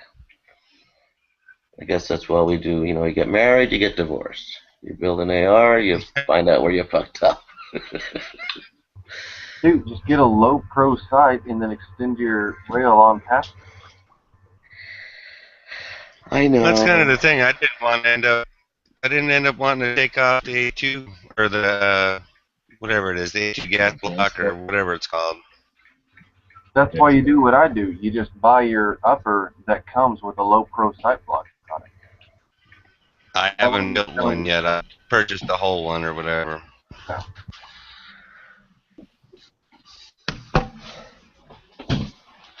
And it seems like there's so many other things I want to end up getting before I end up getting a second AR. That's why I like this setup. It's almost rifle radius, sight radius. All the way back to the rear. Dude, I've got my front sight so far out on my rail. Like, how long is that rail you have there? I think it's a 9-inch. Is that on a rail? What? Is that on a pistol? Yeah. Okay. See, I've got that's what I mean. It's like a rifle sight radius on a pistol. Like, I've got a 13-inch rail on my AR, and I have that front sight literally on, like, the front, like, the pig. Yeah, that's like here. This is the 9-inch rail, and there's the Troy up front. But again, when I go to when it's lowered, which if I have an optic, I'm not going to leave my front sight up. I mean, even if you're one or the other. Co-witnessing is in case your sight goes down, in my opinion. That's it. So it's going to be down as the backup, and now my thumb would have to go over the top of it. That's usually where I put the mount for the flashlight. So it just creates a whole different dynamic that when the sight's not there, you can do way more. And plus you get another 2 inches of sight radius when it's on your front glass block. That's just my opinion. So you want to extend the top rail? Oh, and then the other thing is, and so you've got the front sight posts. I'm not going to on this because it's the carbine light tube and all that, but your front sight is now permanently attached to your gas block, attached to the barrel. So it's going to stay truer, in my opinion, because if there's any movement or anything going on with your rail, it's going to throw your front sight off, where if it's attached to your gas block, there's going to be less chance of that ever happening. Just saying. You know what I mean, guys? That makes sense. Yeah, because when I first took this pistol to the range, I didn't tighten up the rail or the lock. I didn't lock tight the screw or anything. It came loose in my zero panel. Second time I took it, I was like, what the hell? You got the sight radius on there? It's like, that's my 13-inch rail. Well, that's a nice looking rail, man. I'll tell you what, though. It's a great rail, but it's a shitty paint job. Yeah, I know. I should have painted it the tactical flat dark earth. I came, although it's really greenish versus that tan color, but whatever. Yeah, you got the minimalist stock. There you go. What's wrong with the paint job? It doesn't match the. No, I painted it. He's being a dick. But it's like, even with like a kind of like a relaxed forward grip on it, it's like my hand is still, oh gosh, you can't see. Like my hand is still pretty far behind the front sight. Like, well, yeah, that's the 13-inch, right? Is that what you said? 13. Really crisscrossed this thing to come up and touch the front sight on. See, on a regular AR, I like keeping it at 9 inches just to try and keep the weight down, but that's just because I'm used to my Rock Rivers with the heavy barrels. Now that I got this AR pistol with just an M4 barrel, it's amazing the weight difference. So now I might feel confident getting a lighter barrel next time, so I can do a longer rail like that. Because I just didn't want those extra ounces, you know. You felt how light this rail was. Oh God, yeah, that thing was awesome, man. It's unbelievable how much of a difference this thing makes. Oh yeah. No, this was money well spent right here. I'd have gotten one. They don't make the Mega Fin in the 9-inch, I don't think. So to put that on my Stag, I need to cut the Delta ring off? Oh, just cut it right off with a Dremel. It's so much easier. This actually is a Stag. I didn't cut it off because I don't have a Dremel. But I mean, I just put it in a vise and I just followed some YouTube video on how to pull it off. I mean, I can't. You should have an AR, an armorer's tool. I sold mine because I never thought I was going to build an AR again, and it would have come in quite handy because I just built this AR. You mean that like multi-purpose wrench thing? It's the one that's like $30, and it has the 3 plugs in the front that you plug into any barrel nut. You know, that you can you can tighten your barrel nut, and then it's got all kinds of other useless things. I can't find it.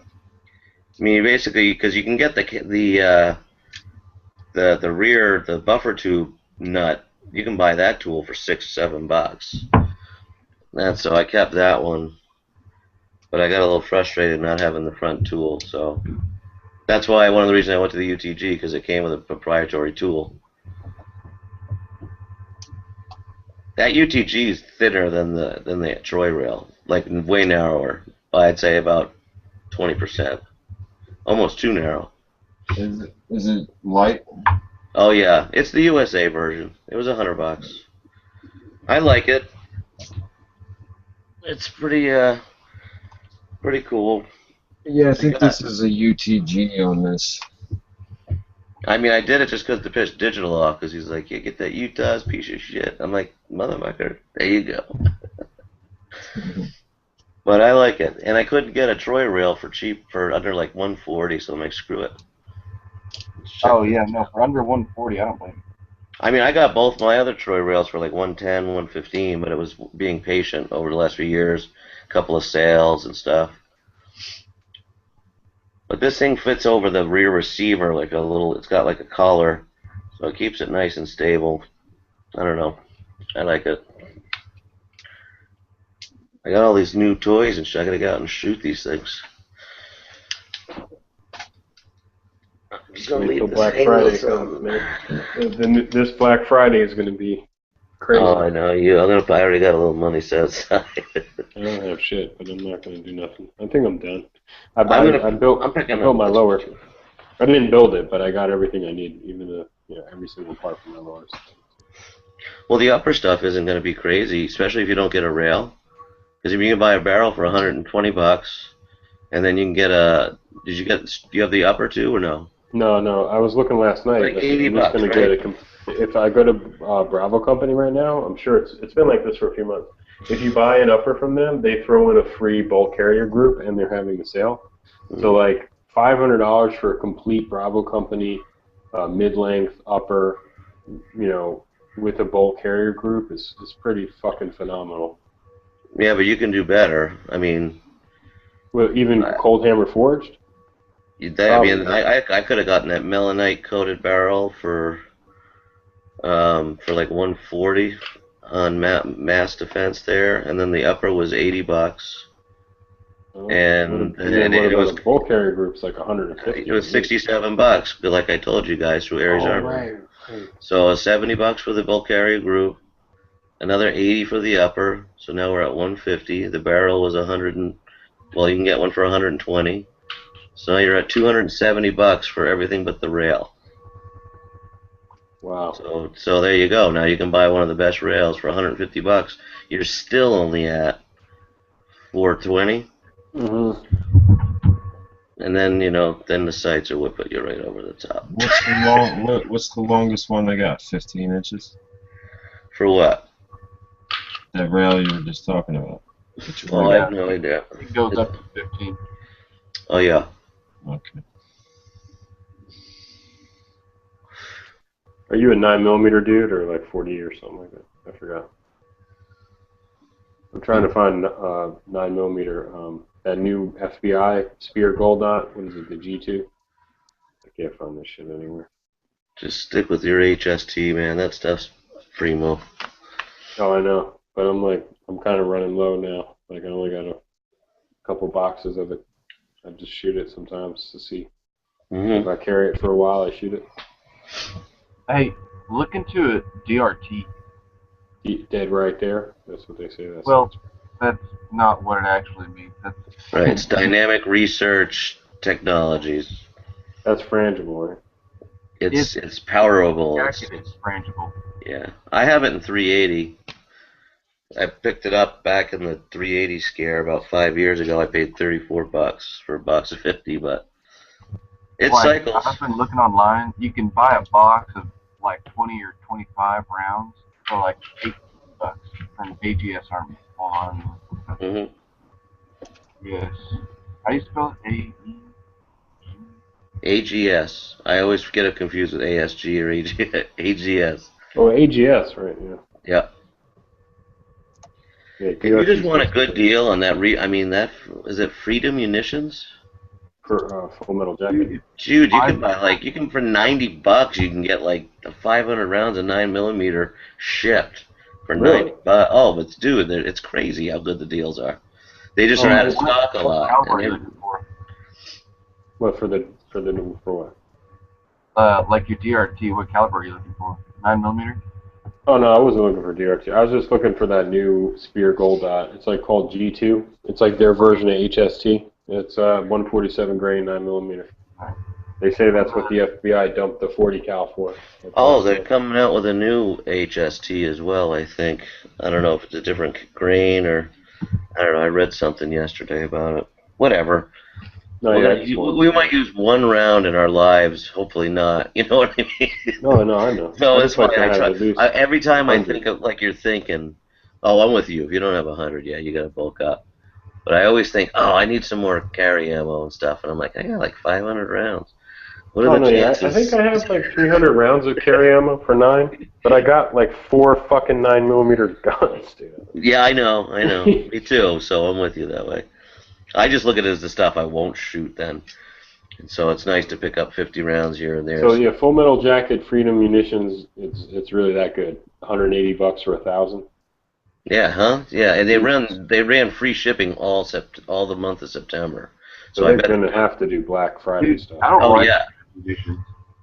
I've never tried. I just I've had like 2 or 3 failures to fire like throughout all of the 9mm rounds I've ever shot. And same gun or different guns? They've only happened in one gun, and half of them were with Freedom Munitions. Was it a Glock? Unfortunately, no. It was a SIG P250. No, I would. You know what gun I shot today? I mean, I didn't shoot it. I was dry firing guns today, and the striker fired SIG trigger was fucking amazing. Really amazing. And I'm not a big fan of that gun, but man, that trigger was so insane. It was like better than a PPQ, or it was like the best striker fired trigger I've ever fucking saw. Like it was crazy. It doesn't even have like a, like a Glock trigger with the little safety in the trigger or something. It's just talking about the 320. Oh, is that just a solid trigger? It is kind of an ugly gun. It's kind of ugly, but that trigger it's a little ugly. I sold my P250. I got a M&P 9 full size for it, and I haven't kept very good count, but I'm somewhere between 850 and 1,000 rounds in, and I literally have not had a single issue. Like I've never had a light primer strike, and I had like 3 of those by this point on my 250, which was a hammer fire, double action only. And with my M&P, I've not had a single light primer strike. Yeah, I think that's what I was gonna pick up as an M&P. I also don't shoot that Freedom Munitions anymore because I don't know. I just never had it, and everybody that seemed to like it, you're the first that I've heard anything bad on it, which again is good to know. Because it is cheap, and maybe it's remanufactured stuff, right? It is remanufactured, yeah. They sell new too, actually. If I'm gonna buy a remanufactured ammo, I'm probably gonna buy some of that Minuteman munitions. that support those guys, yeah. Yeah, what those guys do. Because I'd really like to support those guys. I really would. It's just that I don't buy 100 rounds at a time. If I could buy 20 rounds at a time from those guys, that'd be all I ever bought.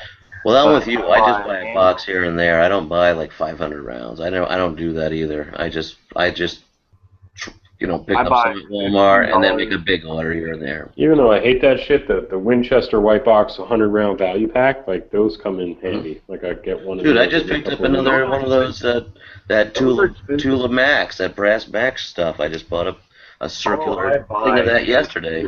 $23. All you buy is Tula. Yeah. It's the brass stuff. Like that 850 to 1,000 rounds I was telling you about. All of that is Tula steel case.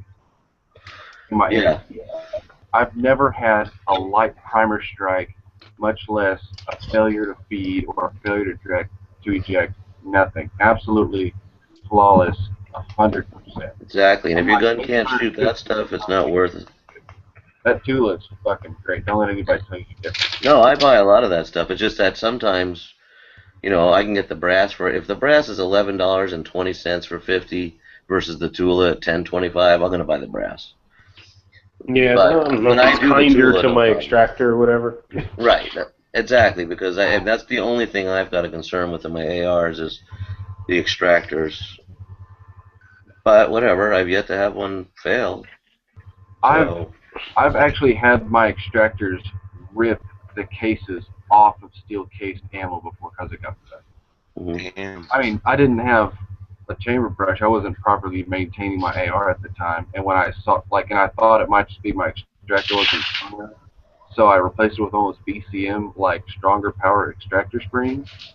And 3 rounds in, I had a case that got stuck in the chamber, and I looked at it, and my extractor had literally torn the steel, had torn the rim off of the case, off of the steel case Tula, and I'm like, it's not my extractor. I somehow had a piece of or a primer pop out of probably a wolf round, and it went down into my trigger group and just stove it up. And it fell out literally after I shook it for a few times, but even my local gun guy goes, I don't even know what's wrong with this. And then we shook it and banged it, and then all of a sudden this little primer comes dropping out. And last month? It just it stoved up the whole. You couldn't even pull the trigger. It had no travel. It was wedged and just right. I'm like, well, that would have sucked if that had happened. And it would have been like saying, aren't you glad that happened at the range? Oh yeah, dude. This is my nightmare never ends, dude. I bought a Smith & Wesson 642 J-frame, hammerless J-frame, and I forgot what I just bought it, I think. Because Sportsman's outdoor superstore had it for $350, brand new. This is a fucking J-frame. Yeah. I wanted it. I think I had an LCR in the past. I've had one of these things too. It's a no lock too, so there's no lock on it.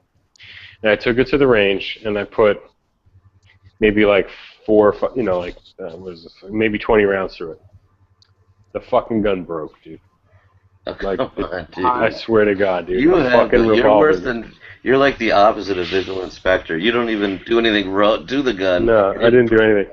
It fucking broke, and then it took me a half hour of opening and closing the cylinder because it was locking in positive. The trigger was just dead. It was and I called Smith, and they're like, "Oh yeah, that happens. That's fine. Just send us the gun." And you're like, what? Yeah, I'm like, what? They're like, yeah, you probably got a lot of some carbon, some fouling might have got in the bolt. He called it and it feels and it sounds like the cylinder's locking in, but it's not working and the trigger's dead, and that's fine. Just send the gun in. So I sent the gun in, and I'm like, so just do me, how much is the turnaround time? And they're like 4 to 6 weeks, and we deal with it.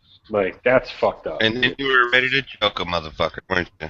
I mean, 4 to 6 weeks for a gun that you just got, that should be rushed. You shouldn't have. I shouldn't be in the same queue. I shouldn't be in the same queue as a guy who's sending in his gun because he wants a trigger job or something. You know what I mean? Or he wants night sights, or some other bullshit they do. You think they want to turn it around? My gun from Ruger, Went back. It was done. They got the gun. The shipping says delivered. They emailed me in a few hours and said repairs made, gun sent out. Had a tracking number that evening. So like Ruger got the gun, fixed the gun, and sent a tracking number the same day. They got it. That's fucking awesome. Isn't that how they treated Yankee when they with this little LCRX or whatever it was? They do like the same thing for Yankee. Ruger seems to have really good customer service. I'm sure, yeah. I mean, I can't imagine why Smith's like 4 to 6 weeks. I'm gonna start calling them in a couple weeks and be like, "What the fuck?" I'll give you 2 weeks. Been gone already? Like a week. But it's just like, you know holy what? shit. Squeaky wheel, right? Squeaky wheel gets the grease, so you know, like you said, Either that or it gets this. Well, who the fuck do you know that bought a Smith & Wesson revolver and then had to send it back? Like, it's fucking brand new gun, dude. Right. It's why you get a wheel gun so it doesn't break. You're the first. Exactly. Yeah. They're like, oh, it happens. It happens. He's like, trust me. It's either a little piece of metal that, you know, could have got in there. Fucking piece of your, could have been like some fouling to get into your... No, this doesn't fucking happen. You can't just say, oh, yeah, no, this happens. It's like, no, this doesn't just fucking happen. I'm like, no. I've had like other revolvers. I've had Ruger GP100s. I've had LCRs. I've had other 640s. I've never had this happen. Ever. I think if you would ask the guy, how come this doesn't happen with my GP100, he would have fixed it right away. I'm gonna call. Yeah, I'm gonna call them. I'm sure it's something. I'm sure, you know. How come my Taurus model whatever never had this problem? And how come they can fix it? Did you sell that Wiley Clap a while back? Yeah. Didn't you have a Wiley Clap a while? I had a Wiley Clap. I fucking loved it. But I got so fucked up like with money like a year ago. Oh, had to do it. That wasn't like buy one get one, like, you know, buy a gun, sell a gun, buy a gun type of thing. That was like I was fucking super fucked up. Man, 3-inch barrel. I want one of those. I want one of the. I don't care if it's the Wiley Clap 1 or the Wiley Clap 2. I want one of those. Oh, you know, you can still get the ones. Yeah, you can still get the ones on Gunbreaker. I mean, they're still out there, brand new in box, not like used, right? There's very few of them, but I come across Tombstone Tactical. I think is one of the pages online that I see one come once in a while. And yeah, it's I love still that gun. $200 cheaper. It's $686. I got that one used, but yeah, I bought that used from a gun shop here. It was a sweet deal, dude. And what a fucking awesome. How do you like that dude. cylinder release on there?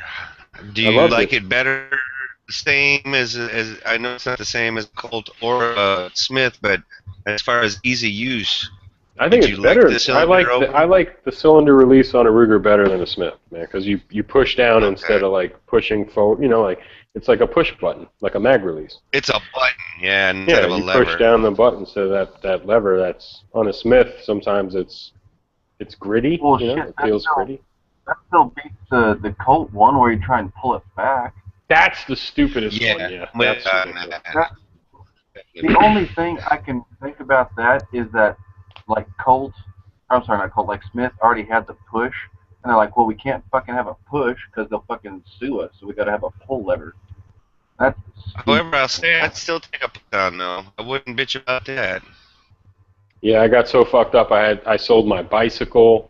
I had like a mountain bike. I sold like a whole bunch of fucking music equipment I had and shit. I was fucked. But you know what? As soon as I sold it, they announced that Max Champion, and pretty much that Max Champion is pretty much what the Wiley Clap was, except it has a 4-inch. But it's like what, a 4 or 5-inch and wooden grips or whatever. But I like to look at those grips on that Wiley Clap a little bit better. It seems like they're a little bit smaller.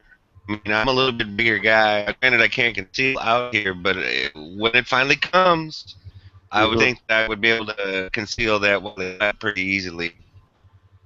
No, I love that. But you know what? Another thing that bothers me is that, well, it doesn't bother me, but like I always wanted a 686 plus. You know what I'm saying? Like, yes. The 7-shot, you know, is what I wanted anyway. I think that's what I went to the store to get that, and they had that used Wiley Clap that was never really shot. and I got that as a compromise, and I was like, oh shit, I always wanted the 7-shot anyway, so I just fucking, like, when I needed the money, I justified it like that. Like, I'll sell this, and one day I'll get the 686 plus. Get what you really wanted. I hear you. I still want one of those, what is it, the TRR8, what's the one that's a Smith & Wesson 8-shot Scandium frame, but it doesn't have the light rail on the bottom. You can put the little rail on, but it's not integrated like one's the cop model that has the rail on the bottom, and then the other one, which is basically the same gun. I think it's a TRR8, and you can put rail on the bottom if you want. Yeah, I've seen that. Those things, that's an 8-shot 357 though, that you can put a rail on top and bottom. Those are. Yeah. But they're still like $1,100-$1,200 anytime I see one, dude. I've never seen $1,100 ever. Very expensive. But like, it's an 8-shot, like long barrel 357 that you can fucking put a rail on the top and bottom. Yeah, the one I saw recently was used, and I think they still have it. It's used, and it's black, and it's got the rail on there for a light. You put a fucking Surefire on there or something. Hey, tell them to send to my FFL. I'll give them like $300 for it. Nice. Yeah, they wanted like 1,000 used or something like that. Okay, I've seen it 1,000 used, and it's still there. Tell them I'll give him $300 cash. That's funny as shit. I'll give you. I'm gonna try that. Like when I go to a shop, I'm gonna be like, "You guys haggle? I'll give you $300." $1,000, maybe a month, maybe a week. I'll give you $300. All I know, man, is if I'm gonna pay $1,000 for a revolver, I want to be the guy putting the mark on the cylinder. You know what I'm saying? Shit. I hate that mark, dude. Because if I gotta deal with what the mark in between the lockup points. Yeah, the little streak. That streak. Yeah, that goes around the cylinder. I love it. Yeah, I would like. I love it when I did it, but when I buy a used one, I fucking hate it. That's what I'm saying. When I buy a used one for $1,000, like you're saying, dude, I still want to be that guy. I want to be that guy for $1,000. Well, hell, why don't you pay $300 extra and you can be that guy? My favorite right now is the 686. Come down to eventually. I think it's a 686 plus, but it's got that flat barrel. I think I forgot what they call it. It's like the Pro. Yeah, it's not round. It's like it's not squished, but it's got flat. What do they call that? Yeah, flat. Yeah, I don't know what the fuck. I guess tactical 6-string. And it all started because I wanted an end frame. That was my whole. That's the first one I wanted was a Smith & Wesson end frame, and I was looking on Gunbroker and Guns International and stuff like that, and like that's when I figured out that I want the 28, or that they haven't made in years or whatever, and you can get the like the Trooper model or no, it's not the Trooper. It's like what the police model was or whatever, but it's just like I just want a big ass 4-inch revolver or whatever. And then everybody told me you don't want an frame. It's got a big gap in the cylinder between that and the forcing cone and all that. I'm like, well, how do you know what I want? Are you me? I don't know. It doesn't have a big gap between that, but it's got the gap from the frame and the cylinder. People hate that. Like my stepdad right now, he's so. All he wants is that 8-shot 357 Magnum, man. He didn't know it existed until I told him, and he didn't believe me until I showed him the gun. And then it was like his whole world came to an end. Like, nice. It was like, oh my god, that's the ultimate gun. It's the ultimate. Yeah. I'm like, well, it's the ultimate gun if you have a fucking backpack to carry that fucker around in. You know, it is huge. They make a snubby version. The Performance Center makes a snubby version of the 8-shot. It's still pretty big, but yeah, he saw that. Looks like a cane blaster. It's like that gun Nathan used to carry. Nathan's Armory. I don't know what happened to him. I hope he's okay. He's hunting or something. I thought I heard. But he was like a Model 29 or whatever, though. He carried like the 44 Magnum thing. He carried the big boy. Oh, it's like, it's all good. 7 shots. So is 5 your shots. dad gonna get one of those or what? He's Is he thinking just about talking? it. He don't have the money, but I think maybe Christmas, maybe New Year's, something. He's saving up. I can't do it for him. That's good but, to hear, though. Yeah, he's got some nice guns, so he could sell something. He's got an HK. He's got a Benelli Super 90 that has the HK markings all over it. When HK used to import them in I guess in the late 80s or something like that. In the 80s. Wow. So that thing's worth a lot. Yeah, don't sell that one. Sell something else. Doesn't he have like 3 TF9s or something he could sell? And yeah, I think he's got an LCR, a SIG, and a Glock. It would, you could replace. Nah, nothing that I would tell him to do. Nothing to replace. But that Benelli Super 90, I could. He doesn't shoot trap or go duck hunting or anything like that. It's really more you like can look at that like an heirloom. That's something that needs to be passed on to you upon his passing, kind of a thing. That is I'm not trying to be like that, but that is the fucking coolest gun, dude. He's like, what does that mean? I'm like, well, it means that HK imported this gun, and they don't do it anymore. And he's like, big fucking deal. Who cares? And I'm like, well, I care. No, that's stacking dollars. That's stacking dollars right there, pops. That's stacking dollars on top. I care, of dollars. and I think other people care. But I mean, not a lot. But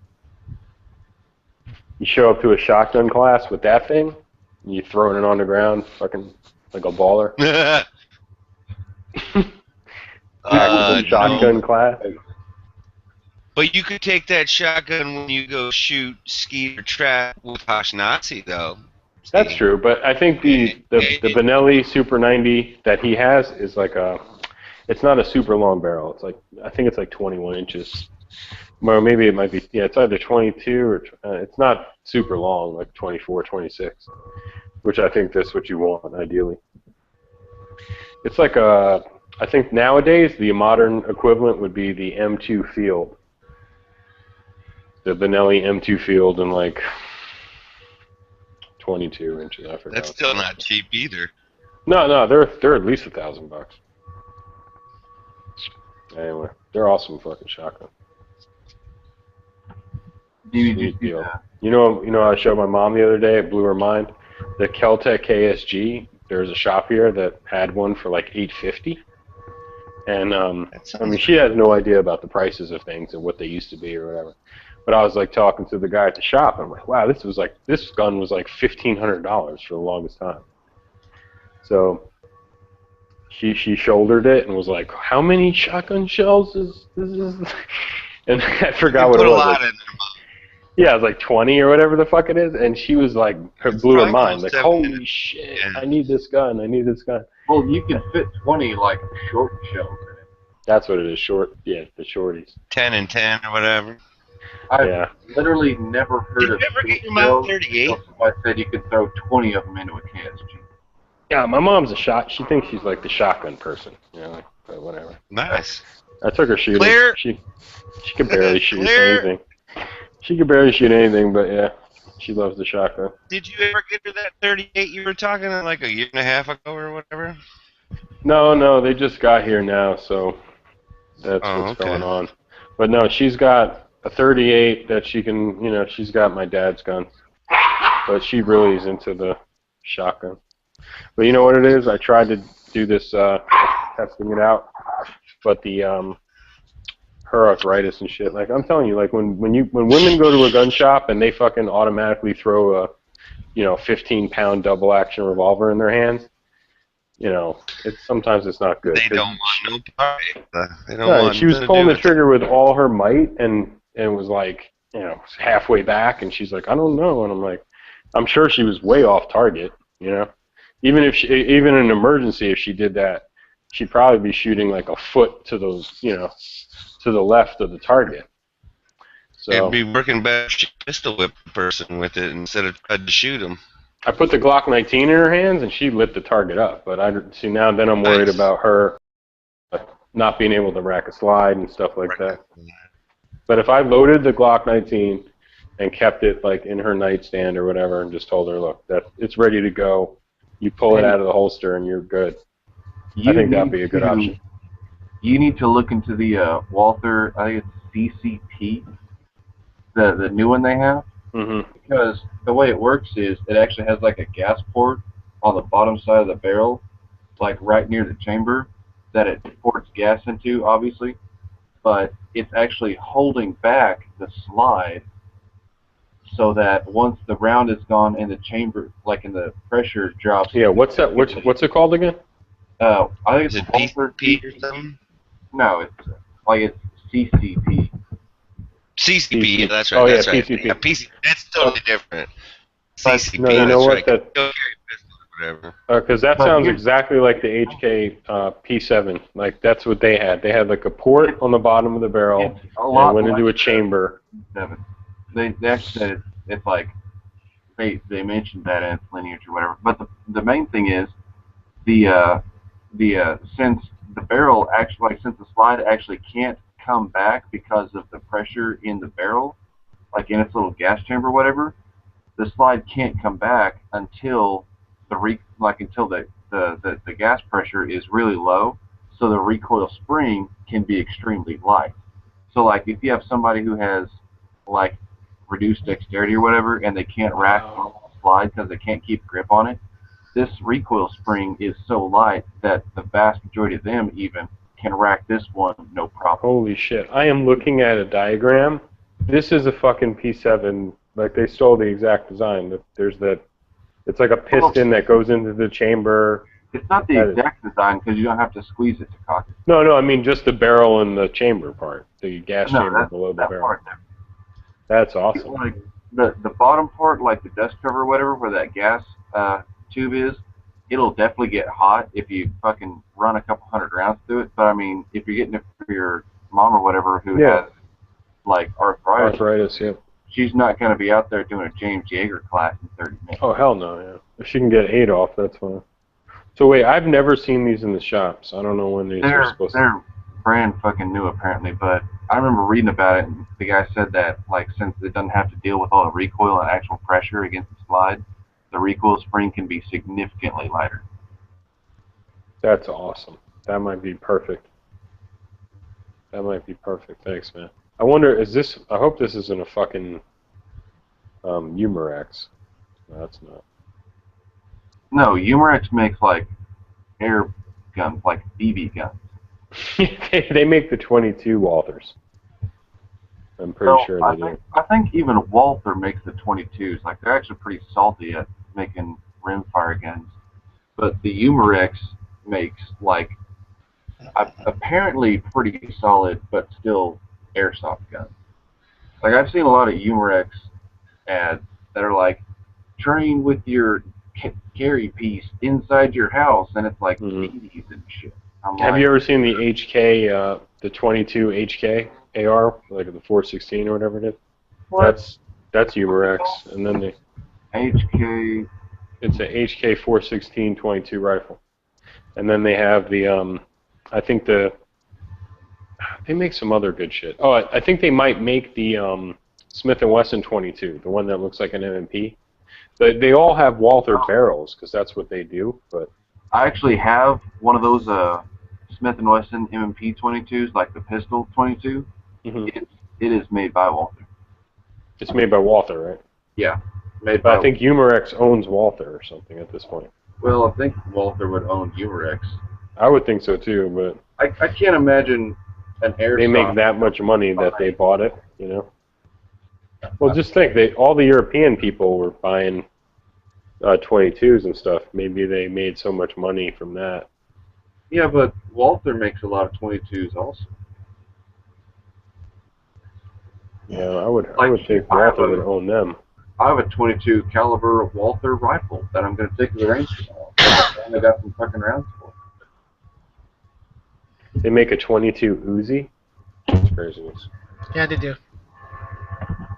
Craziness. I've seen that before. I've seen that advertised. Yeah, Humorex. I don't even know they're German. Okay, so I'm trying to see if it says anything about that. Anyway, people Wasn't the complain. commercial for that 22 Uzi like they're in a Jeep and they're cruising through some desert dunes or something like that, and then they go out there and light it up? Yep, that was Train the. like the pros or some crazy shit like that. Yep. You know They're what? both. They're actually just both owned by another company. So. You know what? You're not Well- really training if your 22s are sort of scarce. Might as well get a regular Uzi 9mm. You'll got more ammo for that. Right. I don't know anybody. Available these days. Too much. Yeah, there's not a lot of 22 out there. There's a bunch at Walmart not too long ago. Did you buy it? I bought my fair share of it. Gosh, that overlay sucks. Look at that. Like you can see half of me. Yeah, no. That's you got to resize the photo. I get. That sucks because yeah, I used to do that too. I wouldn't use it. Let's pick something else. Well, I hoped it wouldn't be so off they would screw up.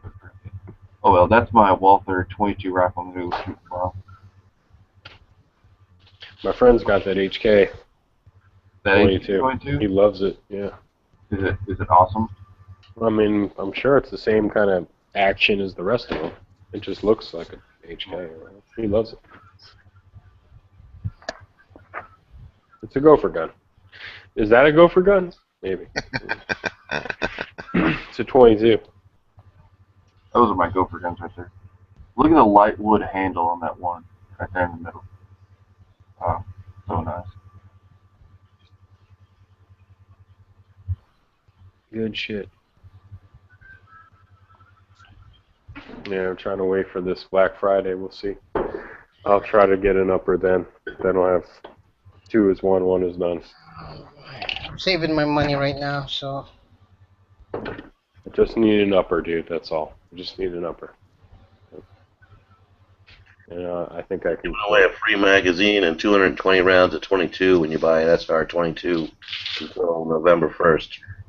Nice. I think I'm going to do that just to at least get the free mag. I want to get an SR22 maybe this Christmas so I can give it to my mom. My mom needs a trainer gun. You can get them for $280. Yep. That's Always. a deal. Oh hell, you can get a Heritage Rough Rider for like $100. Well, I don't want to get a cowboy gun for my mom. She needs a set. Exactly. That is It seems like every single year about this time, or like towards Thanksgiving anyway, Never Enough Ammo always starts talking about how you can get a Heritage Rough Rider for $100, and quote, for a 22 long rifle single action revolver, that's a pretty good deal. Like, what? I've never seen that, but yeah. You can get those But it's a decent gun for the price, though, too, you know? I've And never usually seen it's it got for this $100. Cool as shit, but it's like, For $100? yeah. I can't even get a Phoenix for that. Yeah. Yeah, but if you could get a Phoenix, it would go for 50,000 rounds. That's true. Oh no, I'm sorry, 100,000. 100. 100,000. Paragonal Was there an rifle. actual bet on that, or no? Polygonal rifling in Phoenix, I think. No, I think that bet is set, man. That's been like recorded in multiple instances. That bet, I think there. No one from Phoenix got back to us when I contacted Phoenix and was trying to get a special edition made for him. you know, if they Straight would up said, send me "You so 50,000 crazy." rounds, if they would send me 50,000 rounds of 22, I would buy a Phoenix, and I would do that test myself. Let me see. They won't return my email. So. Yeah, I saw Jaeger today put 1,000 rounds through a Kimber. Yep. That was- I'm that was- watching that right now.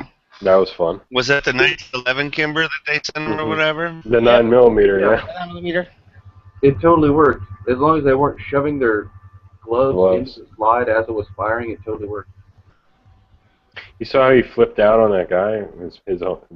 He was like, dude, Yeah. stop fucking blaming the fucking gun. It's your glove. That guy was running his thumbs so fucking far forward. It's like they were literally blocking the ejection cord. Then he said, Well, well, there my you Glock go. doesn't care. And then he's like, dude, that's not fair. Like, for real. That's just no, don't go there. He was pissed. That's objective. That's good. That kind of surprises me for Jaeger, you know, because He could he have definitely believes in love. even at the end, Jaeger was like, I didn't think this gun was going to work. I really fucking didn't. But as long as we were allowing it to work, it worked. And he was like, I'm totally surprised at how this came out. Well, there is something to be said that, I mean, I've heard this before on forums, I don't know how true it is, that once you get a gun hot and you get the gun going, it's harder for it to, like, stop, but, like, when you shoot, like, say, 200 or 300 rounds, let it cool off for a day, don't clean it, and then start go shooting, and all that gunk starts to get harder, you know what I mean? Like, the carbon starts to dry, right? If your tolerances are very tight, they could very well expand beyond spec and start to mess with each other in a way that they won't normally. But I think most designs take that into account. But yeah, like if you get gunk in somewhere where it can rub away, but you let it like bake on and then sit and cool like a casserole dish, and if it's still there and it's in the way, it could very easily cause some trouble. Hey guys, I got a headache. I'll be listening, but I gotta get up in 3.5 hours. See you later, man. Yeah. And I'm gonna try and shoot some of this stuff tomorrow after work. There you go. Have fun. They're gonna run out. Have a good one. They're gonna run out of powder pretty soon, and I do not have the money available to buy it. I'm so pissed off. Did you order it already? No, I don't have the money for it. Something out on that. I'll figure out the dealio. Hopefully they'll have powder by on the first, because on the first I'll have money, but I doubt it. So I'm gonna be locked out again, I guess. You're not gonna be able to go get some when you go. Weren't you going up Payton or something like that? Yeah, well, there's still hope for that. Yeah, so I'm waiting for Huck to see what he's got. But still, that powder's just sitting there, ready to order, but it's $240. They're not selling it in anything less than 8 pounds. So that's rough. I know. They should have, if they were selling it for for like a pound or two, or even 4 pounds, I could afford like anything less than anything around $100. But $240? No, I can't. So not right now. Diddy. It sucks. It's like if you could ever buy the 8 pounds of powder, you would be set for so long. Oh yeah. But you can't afford the 8 pounds of powder, so you don't have anything at all. It's like, how are you supposed to fucking win that conversation? I know. That's fucking awful. Was powder powder's always been available, right? Up until a couple years ago. Last year is when the crisis started happening. Mm. It all started during that like when ammo when there was an ammo crisis, the powder was at the same time. There was a time when you couldn't find a press. That's crazy. Yeah.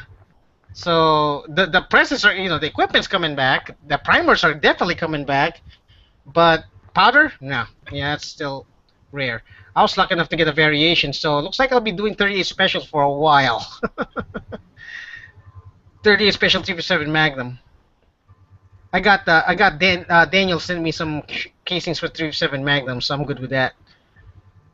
Dude, just think about it like this: if you shoot that whole like pound of powder at a 357 or like 38 specials, you're gonna have more experience on 38 specials than most gun owners. Oh yeah. I thought about you the other day when I was at the range, Chris. The guy 2 bays down from me, he had a little Smith & Wesson 38, and between him and the guy standing next to him, I don't know, they put 150 rounds or something through it. I mean, they were just having a good old time with it, dude. And I thought of you. I'm like, all right, man, that's what a good guy needs to be out there doing. What's that, snubby? No, it was like a 4-inch barrel. I mean, it was 4-inch. Okay. Yeah. There's a lot of them out there now that the 4-inch barrel. It's like people are neglecting the 4-inch barrel 38 specials. It's like, and I can understand why people would, are ignoring them, because it's big enough that it should be 357 Magnum, but the caliber is low, so it's like too big of a gun for such a for such a little round, for such a low pressure round.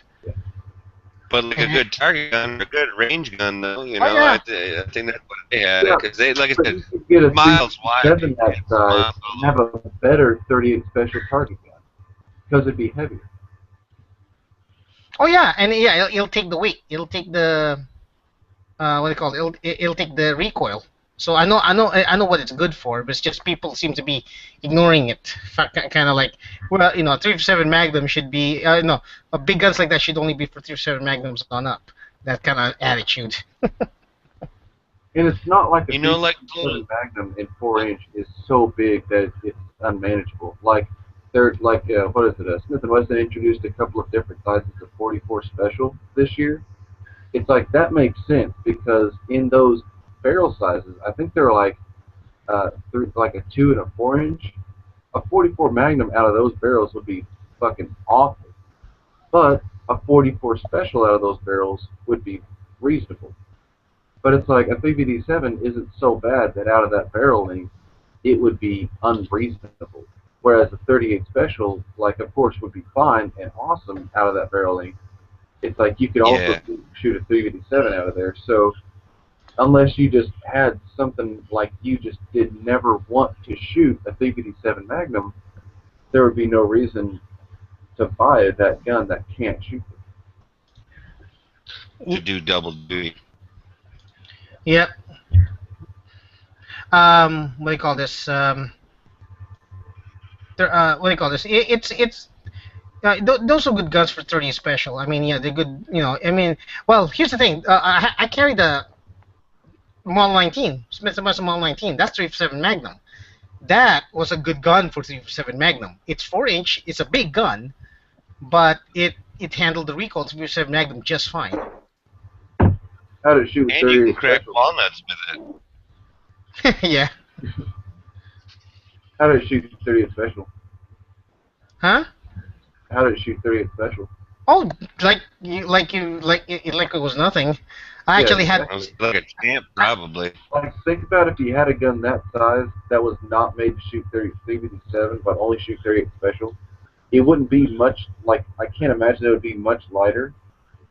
And if it was, then it would be to the point where, like, I can carry a gun that's heavier, not unnecessarily heavier, but still shoot 38 Specials a lot better. And this gun that I have, that's 38 Special only, I cannot shoot 357. It's like, yeah, it is kind of sad that people are neglecting the 38 Special in longer barrels, but when you really think about it, they should. Well, what about this? The 38 Special revolver was a cop gun for what, 70 years or something? 50 years? It started as a military gun. So there's like millions of them out there. Do you want to know why they came up with the 357 Magnum? Because the 38 Special was too weak. No, they originally developed the 357 Magnum to replicate 4 and 6-inch barrel 38 Special ballistics out of a 2-inch snub-nose revolver. The fact that you can shoot the fact that 357s were ever shot out of anything longer than a snub nose is pure coincidence. It's like they never really intended it to do that. Now, of course, it's awesome. It's fucking unbelievable, and it's brought like handgun ballistics into a whole new world that I've never been in before. And now 38. Was that Elmer Keith that developed that? What? Was that Elmer Keith that developed that, or was the one that developed 44? I think he developed every other Magnum caliber. I don't know if he had anything to do with the 357 Magnum. Okay. He might have, though. I'm not going to say that he didn't. I just am pretty sure that he had something to do with all of the other ones. Whether he had anything to do with 357, I have no idea. 3% came out in the 30s, so. Yeah. I think it's a little. Be about the right time for him. Yeah, he was messing with shit in the 60s, though. Yeah, but he was. Yeah, that's the thing. He was developing the 44 Magnum. When did that come out? It was Elmer Keith. I'm looking on Wiki. I'm not smart. Right? Okay, it is Elmer Keith. All right. It was Elmer Keith, designed in 1934. Gosh, he had a long career. Yeah, this guy died in the 80s. I'd say he was an old man when he finally did die. They got a picture of him on Wiki. He's got like 2 fucking, 44 Magnums. The Did he 44 he Magnum- created the 44 Magnums. Yep. Designed in the 50s. Is he wearing that big hat? Yeah, and he's blasting. He's dual wielding like two 44 mags. Yep. He's a man. He's all man. That guy. Yeah, he didn't smell like patchouli or anything. This guy was a man. I don't even know what that means. What is I don't know what that means either. What was I going to It's say? funny. Oh shit! You know what I want to get? This Keltec KSG piece of shit. Even though I've seen like 10 YouTube videos that say it's a piece of shit, and I still want one. It's unbelievable. At least it's not in Utah. No, I'm looking at Military Arms Facebook, and he just bought another one, and he's like, I hope this one works. Oh God. The comments are like, why in the fucking world would you buy another gun, the same exact gun that didn't work the first time? No, like, it's not the same gun though. They're on Gen 2 now. Oh, okay. Yeah, with lots of improvements or something. What do you call this? The idea is fucking awesome. Oh, yeah, absolutely. That's why it still sells, because it's such a good idea. That even though not all the execution is correct, it's such a good idea. It would be a good idea even if it only had like a 7-round tube, because the barrel is so fucking short, and it's still 18 inches because of the design, that you really do feel like this is a sawed-off. You know what I mean? It feels like a sawed-off when you shoulder it. Yeah, I actually thought about that. It's like a single tube. It's still a bullpup shotgun, and it's a double mag shotgun. It's like there's two really good ideas here, and they've thrown them both together. You have a better shot. You have to give it 2 chances. Yeah, I've given guns two chances too. Yeah. 3 chances even. So. Well, think about Marine carrying that PF9 forever, and you know it never he had to failed. get like a Wednesday gun. He got like a Wednesday gun or whatever, you know, instead of a Monday or a Friday gun. It never failed him, so that's what's up. I mean. Wait a minute! I didn't know yesterday freaking Jaeger was in chat with Tac Daddy. Yeah, he did good. Yeah, it was. And Yankee, dude, and he didn't threaten to break Yankee's neck or anything. Yeah, I was wondering. It's like, and Yankee's in there. It's like, did they fight? I love wish. how like really. the first comment that came up, they were both like, yeah, no, that guy totally had the right to fire that guy. It's like they were both totally in agreement. Well, in the beginning, which they was were. scary. It was right Yeah, to no, work, I- so like I he was know, like, I mentioned that, and then Tac Daddy read that out loud, and I'm like, yeah. Okay, so you know what? Sometimes when they agree with each other, they're fine. But when they disagree with each other, they go crazy. Yeah, I'm glad Tac Daddy or someone like hooked it up so that they're not fighting anymore. But no, at the very end, I don't want. Are you gonna watch it? Maybe later. I mean, it's If a you No, I long don't chat. care. No, you can tell me. It's not No, gonna. it's a long chat, but at the very end, he was just joking around, and they were talking about Jaeger's beard, and then Yankee made a comment, and then Jaeger was like, this whole chat saying something not to fucking piss me off, man. Like, you just fucking pissed me off. But I think he was kidding. Yeah, he was messing with him. He was playing. He was definitely. He took it pretty good.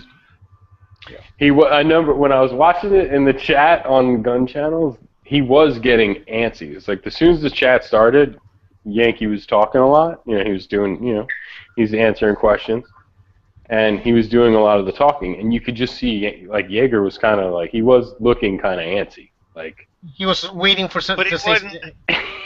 it was weird. He was like wasn't rocking back and grinding his forth. teeth or nothing, though. Yeah, he was fidgety. And you were trolling Mr. Guns and Gear pretty hard there, DB. Oh, I knew he wasn't watching it. Otherwise, I wouldn't have. I knew he's not on Gun Channel. I was say he seems like he's an alright guy, and he does post a lot of good ammo deals and stuff like that on Facebook, dude. He's like one of my favorite channels right now. So I wasn't, I like the channel. I knew he wasn't reading the chat, so I didn't care what I said. He definitely didn't talk a lot. That's a fact. I mean, he just wasn't talking. No. Well, he seemed pretty patient, with everybody else. Who was the guy with the Citizens Brigade or whatever? I think I've seen him on some other chat, but I don't remember what his deal was. I think he's part of the whole Such and Military Arms channel, like that whole Second Amendment group. Yeah, that's that logo he was using. That was theirs. And I at haven't first I was heard like, much who's about that. this dude? And then all of a sudden, like, I kind of recognize that voice. And then all of a sudden, oh, I live in Georgia, and I'll see you guys at the shoot this weekend or whatever. And I'm like, well, who's this cat that he's got the hookup like that? Who is that guy?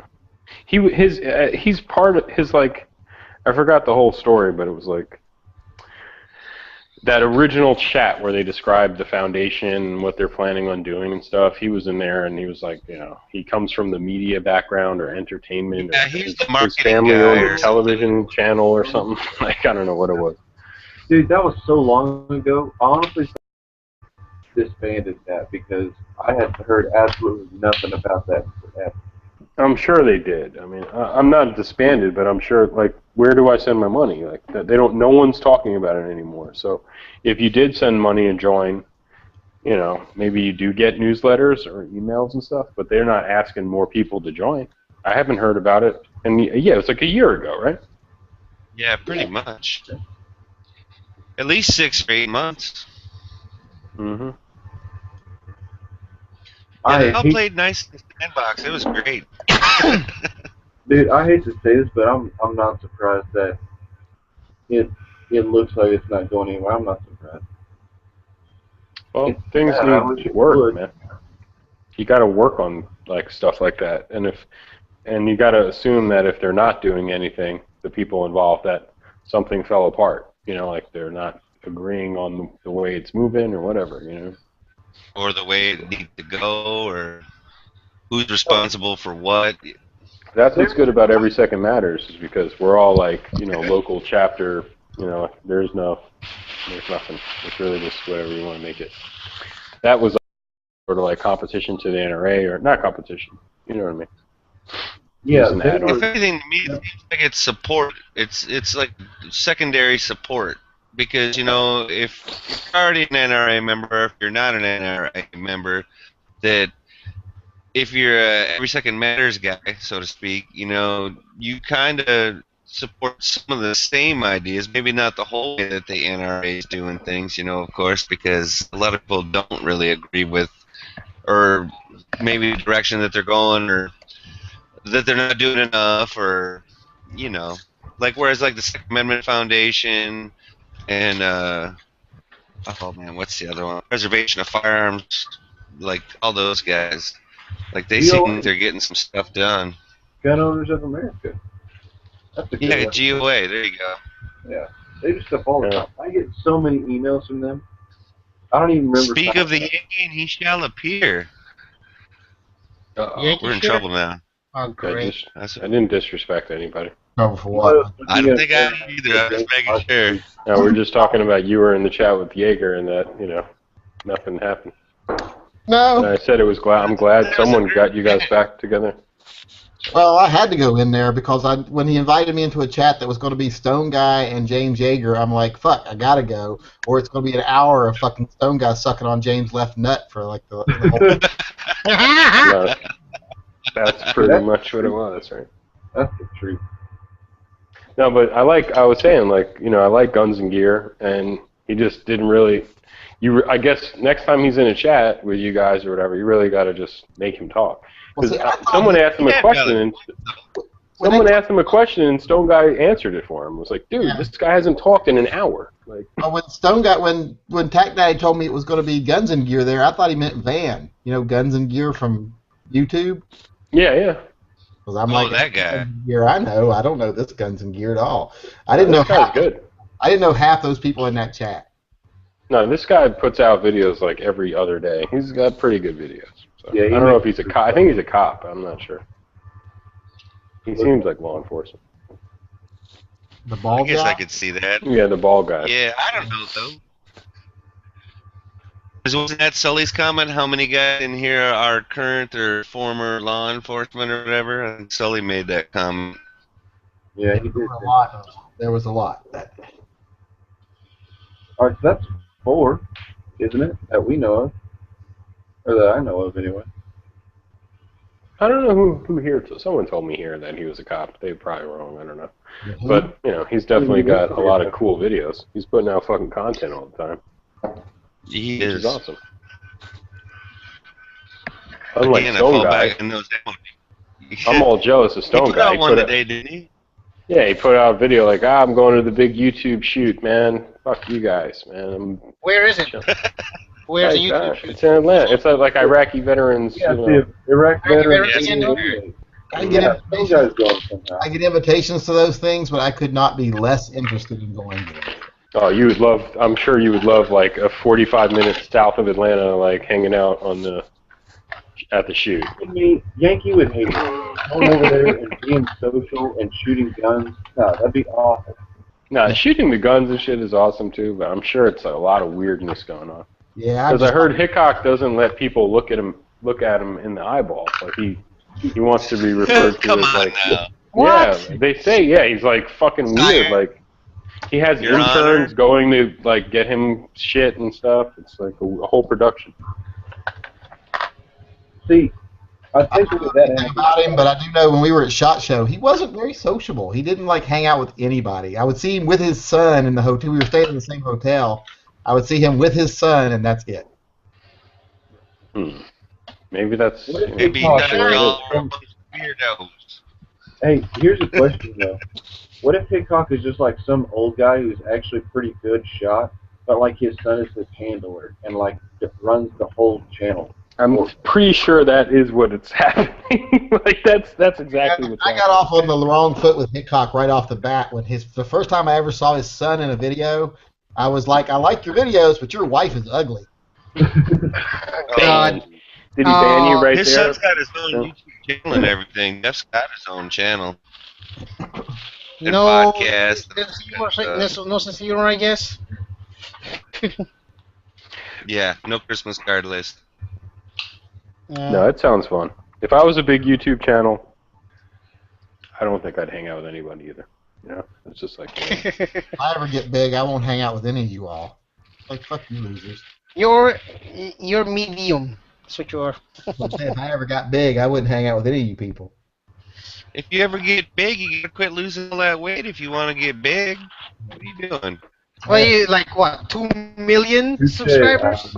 If I ever get like if I even get like 1 million subscribers, if I ever got to where I had 1 million subscribers, I wouldn't talk to any of you people. No, baby. You'd be too busy Definitely wouldn't hang responding out to with nobody. comments. I wouldn't answer. I'd have someone else answer my comments, try to make it look like I still cared, but I wouldn't care anymore. Would their name be Vera Linus? I would let. I'd pull a nut and fancy. That's exactly what I was thinking. I'd pull a nut and fancy. I'd let my sister piss people off and say it was me. Dude, I think it was him saying it was his sister. You know what I mean? Like I did, like some of those arguments that used to happen. I was like, this got to be nothing fancy. He would say shit like, nothing doesn't do this and nothing doesn't do that and nothing buys this and that. Like whatever the fuck it was like, are you sure that's not you? Nothing, and you're just saying it's not you. If I ever get 1 million subscribers, I'm going to become like really eccentric in all my videos. I'm going to have like heavy eyeliner and one of those cigarettes on the pole, like a mink stole in every video running around. As long as you don't go Howard Hughes, Yankee, you keep making them videos, we'll still love you. So wait, so I was wrong. Okay, so last year they did the same big YouTube shoot in Georgia, and then they put videos That's when out. the bridge blew up and almost hit somebody or something, right? So Barry was alive at that point, because I was really watching. Yeah. Who hit somebody? Who almost hit somebody? No, like last year at the shoot, like when they either blew up the fridge or the car or something like that, it didn't hit anybody, but they either had enough tannerite in it, like some peat or something, kind of came close or something to that effect. Too close to Oh, comfort. I remember that. No, that wasn't at the Iraq veteran shoot though. That was his like. That was at a different one? Stuff. That was the Send Us Your Stuff series, and they had a grill, and they fucking filled up that grill full of tannerite, and a piece of it came really close. The car, the car was a FPS Russia like 2 years ago, and there was literally like a 20 or there was like a 20 or 30 pound piece of shrapnel, barely caught on camera. It was moving so fucking fast, almost killed a guy. Like I remember watching and thinking, this is really fucking dangerous. And it's like when showing in slow motion, I was like, that was really fucking dangerous. That's why I don't mess with Tannerite. that. Well, you can mess with tannerite as long as you're using like double-digit pounds and not like triple-digit like they were. But what is it? Mac is now like a federally licensed explosives guy, so they can do whatever the hell they want now. Who is? Military Arms Channel. It's like a federal fucking explosives license. Well, he also opened a shop or whatever, so he's a FFL too, right? Or is he just a partner in that? He might just be a partner in it. I don't know. All I know is he's fucking... It's a weird gun shop. It looks like this is a gun shop of all the guns I own. Or, like, that's it. Like, it's like guns that I have that I've done videos on. Like, if you called up there, we're like, you got a Kel-Tec PF9? They'd be like, no. Do you have a... I see high points on it either. That's every gun shop in this area. You cannot buy a Kel-Tec in my area. That's funny. But you have to buy it off the internet because not a single dealer in my area, Portland or Vancouver, will carry them. It's the same out here. You can't buy a Kel-Tec or a High Point at any shop. They don't want nothing to do with it. They'll transfer it for you or whatever, but they don't want to have nothing to do with it. Yeah, is there a reverse? And if you ask them, like, why won't you carry Kel-Tec? They're like, because I'm sick of fucking people wanting their money back or asking me to send it back to the manufacturer for them. Is there a reverse Pretty here? much. Is there a reverse here? Kel-Tecs here are highly advertised by gun shops. I don't know why, but for some reason, I guess the dry air in dry air they work better. I don't know. No, it's just that there's a lot of people there that make $28,000 a year and want to buy a Kel-Tec. And that they can afford, yeah. No. I mean, if this someone was in Texas, that was all over. You had Tauruses too. Yeah, it's like in Alabama. When I go back home to Alabama, you can buy Kel-Tecs and Taurus everywhere because that's what they know is going to sell because that's the price point a lot of people come in looking for guns for. So they'll have like 3 cases of like Kel-Tecs, Bursas, Taurus, and like Jimenez or Jimmy Knees, as I always call them. They'll have like 3 cases of those things and then 2 cases of good guns. Because that's their price point in small town Alabama. That's what people are coming in looking to spend. So. I think when I bought my PF9, I paid like maybe $280 or something like that. It wasn't cheap. It wasn't like dirt cheap. But so like basically for like $60 more, I could have got a fucking. No, I'm just saying for like $60 more, I could have got a Smith & Wesson Shield. Like it wasn't super cheap. Oh yeah, the other manufacturers are starting to make guns that are affordable. So Kel-Tec is struggling because of it. Luckily they're not. Their gun business isn't what keeps that company afloat. Their aerospace business is what keeps that company afloat because their gun sales are shitty. I mean, I was talking to a friend of mine who's a distributor the other day. He's like, nobody wants fucking Kel-Tecs. No shops want them. We have to. The shops that do carry them, they have to like say, yeah, you want that in-demand Glock? Well, order 20 Kel-Tecs and we'll send you that in-demand Glock. All right, I might believe that on pistols, but I'm not gonna. I don't know. That doesn't quite sound right. Like at least with their rifles and stuff. Well, their rifles are hard to find. Yeah, their rifles. Yeah, their shotgun. That shotgun and their rifles, the bullpup rifles. Long guns. Dude, I haven't even seen a sub 2000 lately. Their bullpups are horrible. Their bullpups are awful. Even Mac couldn't find anything to like about it. He loves bullpups. He loves. Just was saying bullpup, and he couldn't find anything to like about it. Yeah, it's that one, the 308 bullpup that they had. Yeah, he was on live chat one time right before the chat started talking about this is the most worthless piece of shit I've ever held. And I'm like, yep, I agree. Well, you just jumped in, but I was gonna say what's fucked up. I'm just looking at his Facebook. He bought the same exact gun, and he said, I paid for this with my own money. I'm trying to give this gun another shot. The KSG, the bullpup shotgun. KSG. And the comments are like, how the fuck would you buy the same gun that gave you all those problems? Still like junk. Most people, huh? They're still junk. Why would you give junk a second chance? chance? Well, because these guys just said they're on version 2 or something like that. Could be Gen 2 and maybe. If someone fixes something, I can see trying it again because like the Chiappa that I carry right now, I shot one of the very first Chiappas they came out with. One of the first ones hit the market, and I was like, this thing is sloppy, it's put together poorly, the trigger is awful, and I'm like, I'm not interested in it. And then a couple years later, they fixed the trigger and they got their production level up to standard, and now I love it. So I can see giving a second chance to something if they've changed it, but a company like Kel-Tec, I don't know if I'd even give them the benefit of the doubt on changing anything.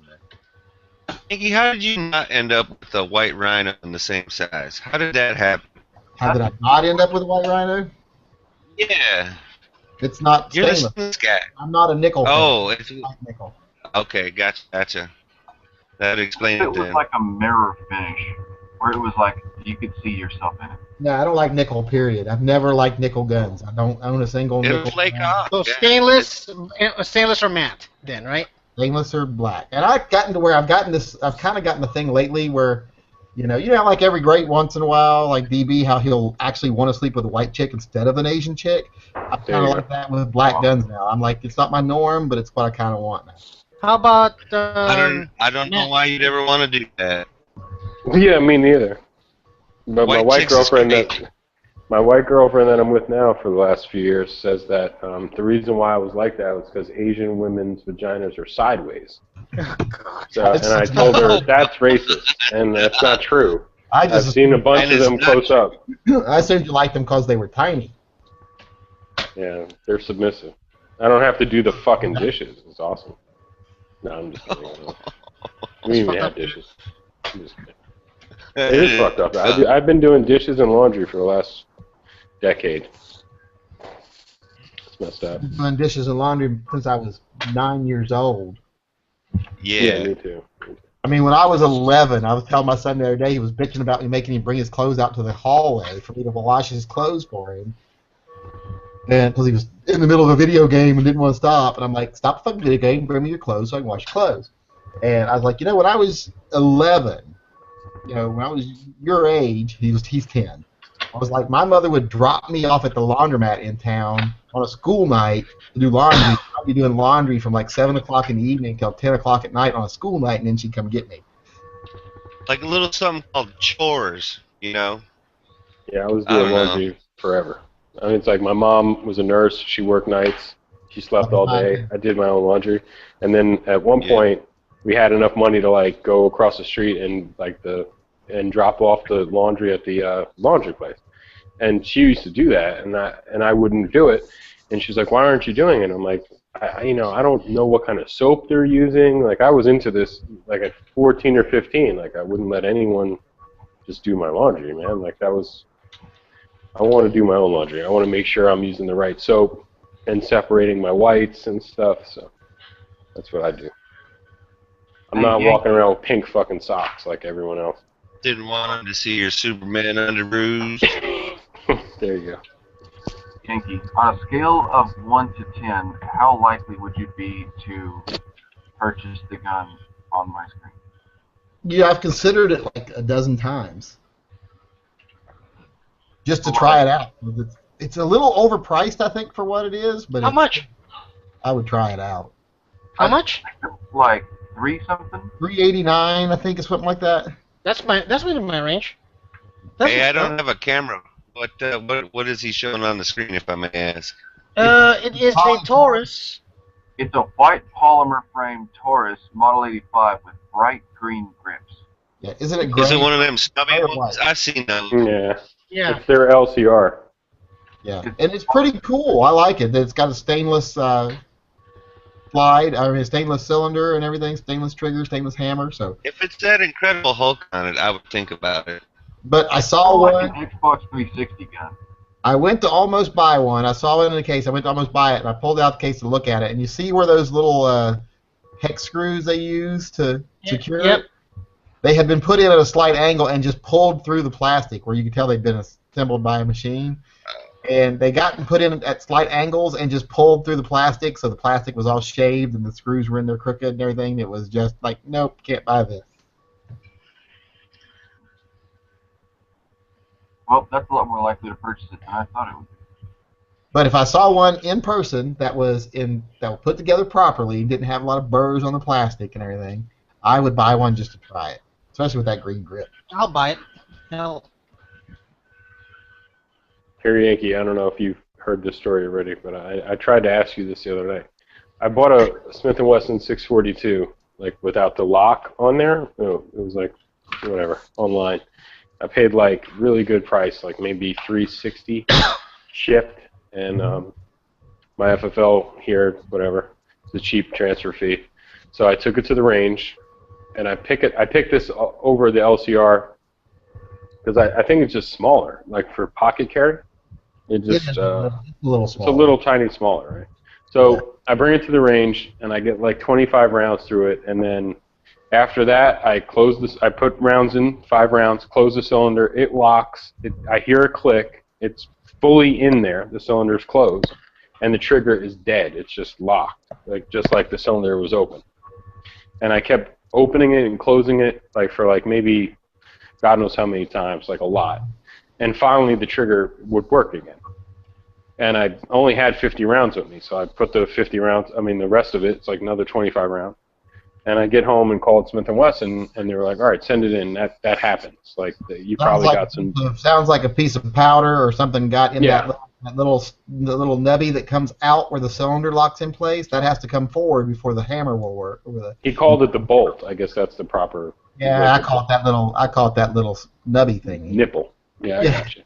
But it's because I like technical terms like nubby thingy. But Yankee. Get something wedged in that, especially in a new gun. If something gets in there, it'll keep it from coming forward. Yeah, he said this is normal. He didn't say it's normal. He's like, no, this happens all the time. You either got debris in there or something, but it works now. But if you feel more comfortable, just send it in. And I sent it in. But then the motherfucker tells me, it's a 4 to 6 week wait. But I would have never sent it in. I would have just sprayed some WD-40 in it, cleaned it out, and went about my business. I'm just afraid something was in there, like in the timing area, something got in that little slot. Yeah, it's just something on the very outside. It's like when a little burr of metal or something from finishing got in there, and it fell out eventually, and now you're fine. Oh, okay. Well, I hope they open it up. And that's why you take your gun in, and that's why you take your gun to the range and shoot it a couple hundred rounds first, because that'll wear itself out in the first 100 rounds or so. I got you. That's never happened with me with a revolver failing. I've had it happen I had it happen on a 642, as a matter of fact. So. Okay. But I shook the gun out good. I just sprayed it with WD-40 and shook it out good, and it started working normally again. When I came home, I dry fired it like no shit, like fucking 200 times. It was fine. I was just like sitting there, bam, bam, bam, and that might not be good. But someone told me you could dry fire those. Yeah, you can dry fire. All right, and it worked, but I just sent it in. Anyway. I would have never sent it in. It's fine. Yankee, are you selling or are you dumping? Dumping. I'll take it. Okay. Just email me your address. Okay. I only used the thing like 3 or 4 times, so it's still like practically brand new. Yeah, I'd get a GoPro Hero 2 if I could, but that's a good thing I can use. You got what accessories do you have with it? Basically just the camera and the diving case. Okay, that's fine. The little brackets to go on whatever you want to put it on, they're like $249 on Amazon.com. Okay, cool.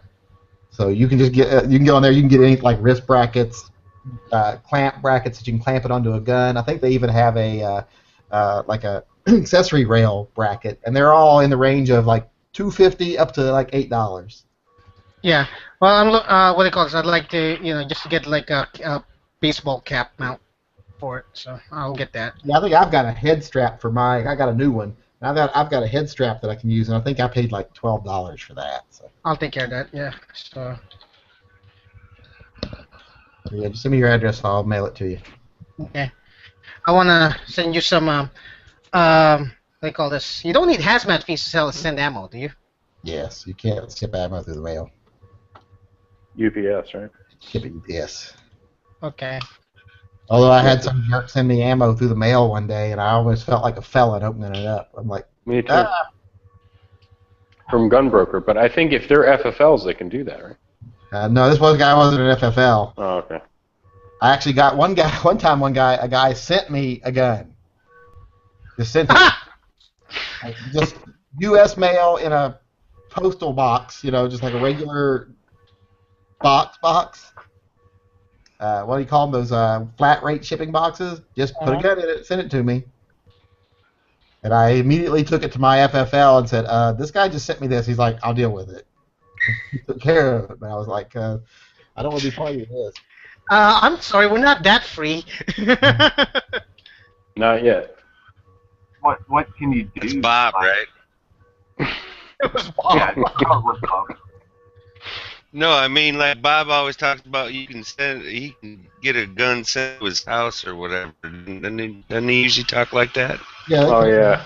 No, You know, right I to can just imagine Bob sitting there in his little basement, like drinking beer, putting that gun in that box and smelling it at Yankee, just giggling. Yep. With that Bob laugh? Oh yeah, that awful cackle. I want to see if I can send you like 70 rounds of my cowboy loads, because I need to get rid of this thing. I still got another 100 rounds I need to shoot. You know my email address. Shoot 'em. Just give me your address. Yeah, I did it. That's the YouTube. That's the what's it called? Is this the YouTube message link to your email address? It's just Gmail. It's the Yankee Marshall at gmail.com. So it's I not. think you did that too. Okay. People are always like, I can't ever get your email address. I'm like, well, it's right on my YouTube page for one. So I'm like, I don't know how you can't find it.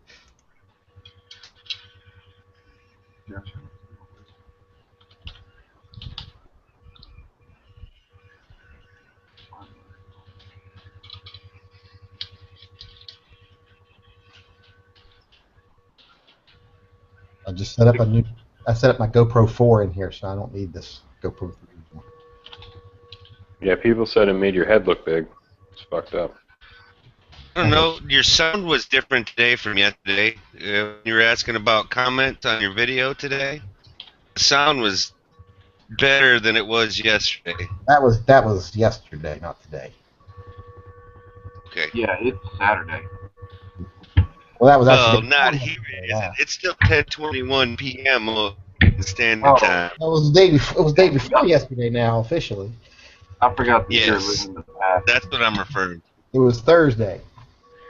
Because, yeah, that hurricane ain't getting here till tomorrow. So, it ain't tomorrow yet. I love some people who said, "Oh, the video is really out of focus," and I'm like, "Well, on my end, it's crystal clear. So you might want to check your bandwidth because I know it's not. You know, it doesn't change for each person unless your bandwidth is bad because it's Honestly, it looks like the video is out of focus. I'll admit that right now. There was something weird about that. Like I'm looking at the video right now, and I can count the whiskers on my chin on the YouTube version. So it's definitely the information is there. Whether your computer can get it or not is a different thing. Well, see, normally your videos were a lot clearer than that one. Let me look at it again. Maybe it was just a weird thing. It was Well, dark. you were usually running different lights. Yeah, that's what most dark of it was. when You I were didn't running have different lights lights or installed. something. Yeah, I didn't have any lights Yeah. set. But now I've got LED lights up, so it's a little brighter. And I've got a monitor Won't installed. get as hot. Now I just got to get the cable. I've got a monitor installed under it now, so I can actually see myself while I'm filming. But I got to get a cable to connect it because I don't have a mini USB to USB. I don't have a mini HDMI to HDMI, and I couldn't find one locally, so I had to order it off Amazon.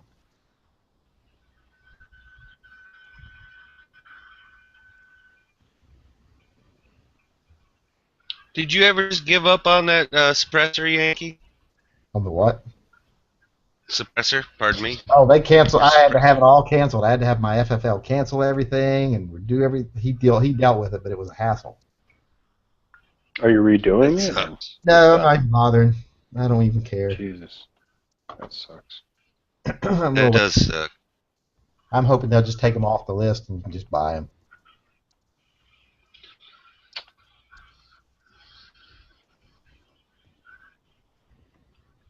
So, in other words, you're willing to wait a little while in case Oh, yeah, it takes I some don't- time for that to happen. I don't need a suppressor for anything.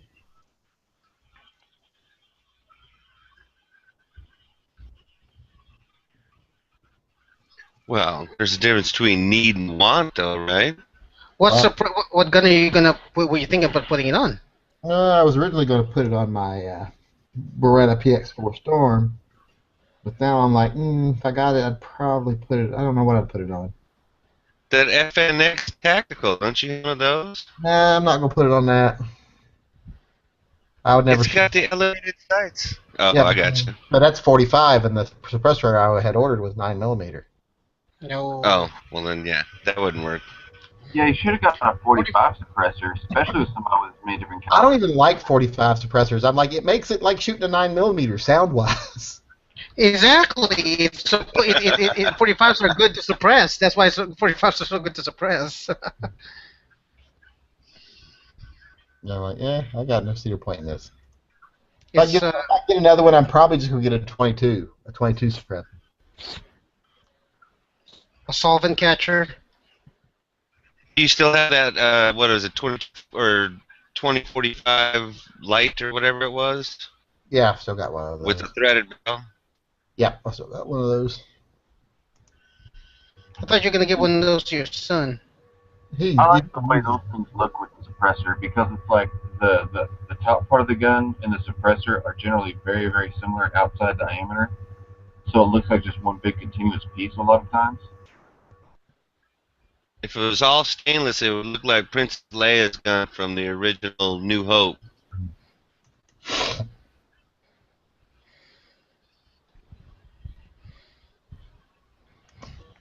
True.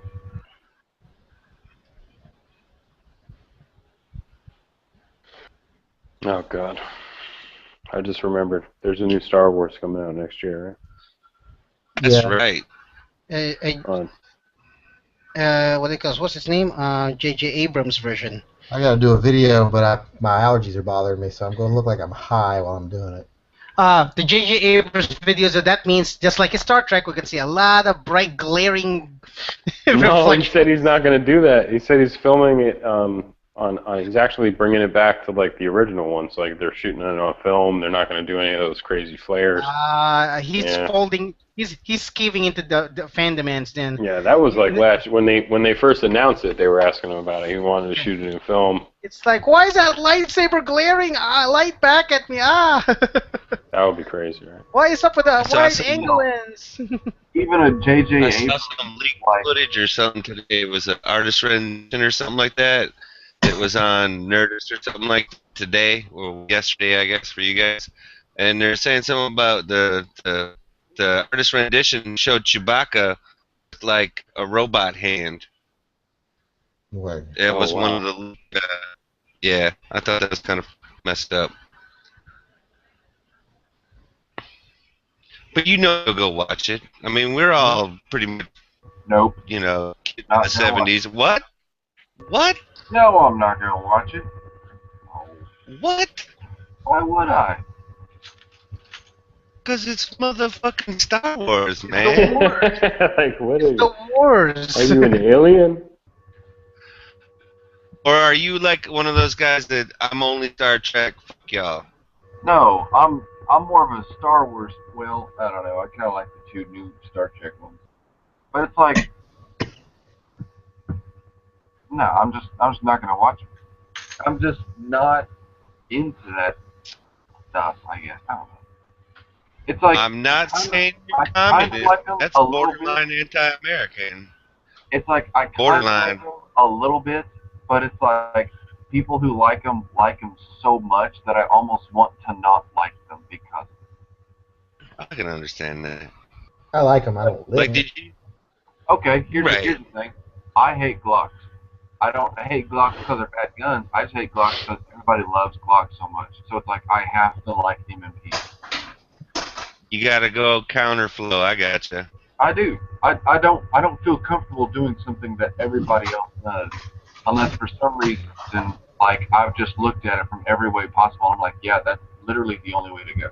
That's one of the reasons I hate. I don't hate Glocks. I just people always say get a Glock. That's why I don't want to get one. Yeah, it's like I will never recommend a Glock to somebody because the other 9 people they ask are gonna say go get a Glock. And I'm like, yeah, or don't. Let's try that option.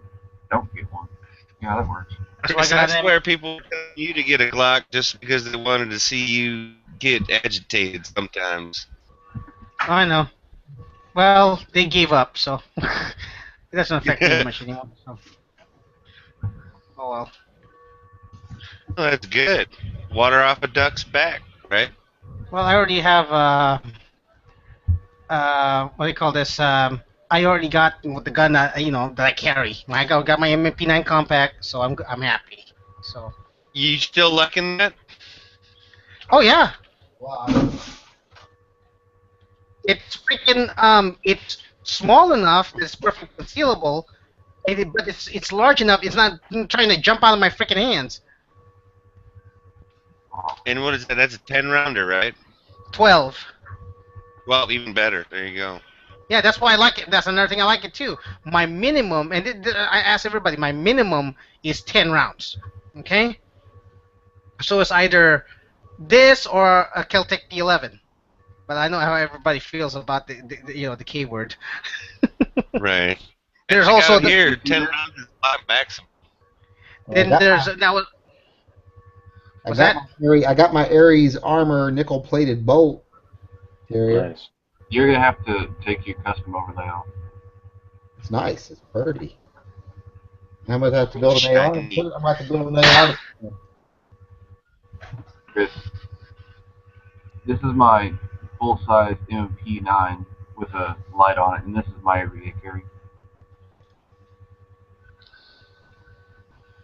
Nice. Yeah, I like the M&P and the regular 9s. Those are definitely very stable guns for me. I've shot them a lot. So I've got a little M&P 40 compact, and I really wish it was the 9mm instead of the 40. But oh, you don't have the 9? no, I've got the 40. Is it a little too snappy, or just doesn't fit right for ergonomics, or? I just would like it better than 9. I think it shoots fine. I mean, and I can get lower recoiling 40 ammo. I just wish if I had it 9, it'd have more rounds. Have 2 more rounds. So. Oh, well, there you go. But I'm not really that tied up on round counts, though. So, I mean, I would still carry it. It's not my carry gun. It's the gun I keep in the wall safe in the living room. It's that if I ever needed an emergency gun, I've got that access in the wall safe. Do you have a magazine in there with it? Well, it's loaded. No, I mean like a spare. I mean. No, if I'm having to grab that gun, it's a grab and shoot situation. I'm not going to be reloading. You know, what's they the first say gun? the MMPs, right? They'll be dead or I'll be dead. They were built on the 40, right? So, like they say, I've never done this, but everyone on the forum said it was fine, and I know with 357 SIG it works too. But if you have a 40 Smith & Wesson M&P, you can drop in a factory OEM 9 barrel is the same exact outer dimensions, and it locks in there perfectly. And the mags don't, you just buy 9mm There's mag. 40 on the side of the slide, so I can't do that. Yeah, that's true. But I think 2 OCD. I hate it when gun manufacturers put the caliber on the slide. Who the fuck needs that? Put the caliber on the barrel. That's the only place it needs to be. Yankee, just get you one of those like silver-colored Sharpies and just write 9 on it. Yeah, mark it out. And then when you put the 40 barrel back in there, just take your black Sharpie and just kind of scribble it out. Already black. You can't.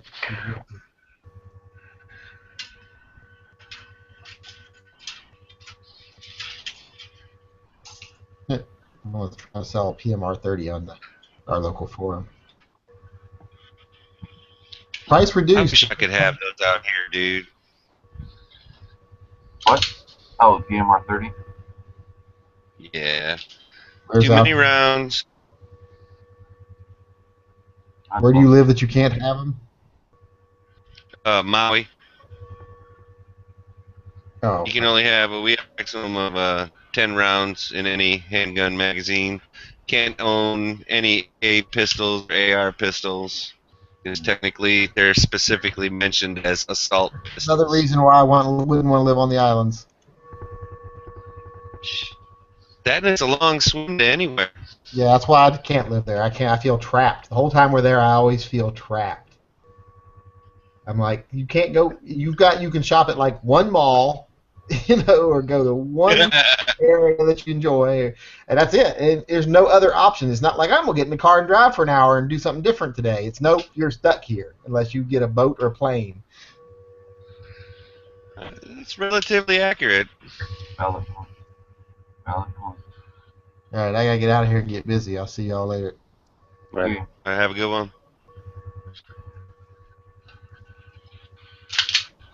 Weren't the Gen 4s made to shoot 40? Yeah, I mean they were designed around 40. That's for sure. Yeah, and that's why the 9mm casings got ejected straight up and would like hit people in the head. Well, Are you yeah, talking about the M&P? The very beginning. No, Glock Gen 4. Well, what they did was they had to strengthen. Okay, so like the Gen 3s from the everything before the Gen 4s, obviously. Yeah. They said that when the cops would put the lights on their 40 caliber guns, like their 23s and 22s, they would have failures, and they figured that it was because the recoil spring wasn't strong enough. So they basically and they made this gigantic, double spring, super tough recoil spring, like super heavy. And they put the same exact spring in the 9, and when people started going home and shooting their 9s, they were getting failure to feed, stovepipes. Unless you shot like plus P ammo, like your fucking gun was like bobbling the brass out of the top. It was like dribbling the brass out. So that was the first problem, and I think they're on their like 5th or 4th recoil spring. But that was no shit. Like that was like 4 years ago. Like no, that was like 3 years ago. First came out, but I've seen like Gen 4 Glocks eject brass like pretty, like 9mm brass anyway, pretty energetically, but like straight up at 12 o'clock. And it's like it'll either come up and they'll like fall right through the guy's hands, or like hit the brim of his hat, or like hit him right in the dome. And mostly because it's still a Gen 4. It's still got that stout recoil spring. Yeah. But if you ever see someone like I had one, if you shoot 9mm like carry ammo in it, it's gone. Like that brass is getting kicked the fuck out of there the right way. But when you're shooting range ammo, that 115 grain it's weak. It's just not going to bounce out. But you shoot like some hardcore, plus P or whatever, critical duty or something, it's kicking it out. But that's just how that recoil spring is set up. Huh? This 30S that I got to go to the range on Thursday of this week, and it was just a regular, like you were talking about those deals on the Winchester value pack or whatever, 100 rounds or whatever. Man, it was chucking those 45 casings pretty good. Like when it was time to pick up brass, I had to go more than a few bays down to get some of them, get most of them actually. Yeah. There wasn't much of a problem up because this is technically a Gen 3, right? Because they don't have a Gen 4 30S yet. Well, also, we're talking about like 9mm specific problems in just the Gen 4s. So yeah. Yeah, I was going to say that all the 30s, all the 30s, right? The 30s from back in the day, the 30 SF and the Gen 4 30s and the 30Ss, they all had a double recoil. So so they're all pretty much oversprung as it is, and it's been like that since whenever they introduced the 30, which was a long time ago, so way over 10 years. I think they had Gen 2 30s, so like way into the 90s. So, with that, really, like there's really no such thing to me as a Gen 4 26, because the 26 always had the double recoil spring, and all it is you're changing the texture of the frame. But like when it came to the 19, you're changing everything. You're changing the spring, the frame, to fit the spring. That's and they're changing the slide to fit the recoil spring. I mean, that's a major upgrade. But when it comes to like the 30s, when you look at like a 30 Gen 4, there's no difference between a 30 Gen 4 and a 30, except the texture of the grip frame. Like, what was the difference between, or by your definition, what's the difference between a Gen 2 and a Gen 3 26? No, I don't think there ever really was, because they. Was it finger grooves? Is that right? Yeah, it would have been. No, the light rail is really what that was, and the finger grooves and stuff. But I think the 26 was introduced right when the Gen 3 came in, so they never had Gen 2 26s. Oh, really? No, yeah, Gen 2 would have like no finger grooves at all, and there'd be texture on there. It would have been different than the Gen 1 texture. And I think they added a reinforcement pin, like a third pin, because the Gen 1s were 2-pin guns. There was just a pin holding the back in, and then above the trigger or something. So no, I don't think they ever had a chance to make Gen 2 26s. 26s came in like right around when the crime bill came, like 94, 95, or whatever. I think by then they were on Gen 3. I still can't really agree with your opinion that if all you're doing is changing the texture, then it's not a different generation. Because like it is. It's an upgrade. Well, yeah, it'd be an upgrade, but like that's not a new generation. Like, what was the difference between Gen 1, Gen 2, and Gen 3 clock 17? Or like I just told you. So like the Gen 1 had 2 pins. The Gen 2 had 3 pins. So that was like and they changed the texture too, but really it was just the pins, and they changed the frame a little bit with the texture. But there's definitely an upgrade in the pin. And then and that was 1 to 2. Yeah, 1 to 2, and then 2 was 2 to 3 is the introduction of the light rail. Light rail and finger grooves. And finger grooves, slightly different texture. Slightly right. So different. to me, the light rail was huge, and then the finger grooves. And so that was enough to change generations here. And then the 4, I think the 4 was just really we want to make the 40 a better, because all the cops are using 40. So I think the Gen 4 really was for the cops. Yeah. Well, Gen 4 was definitely that and that double recoil spring, right?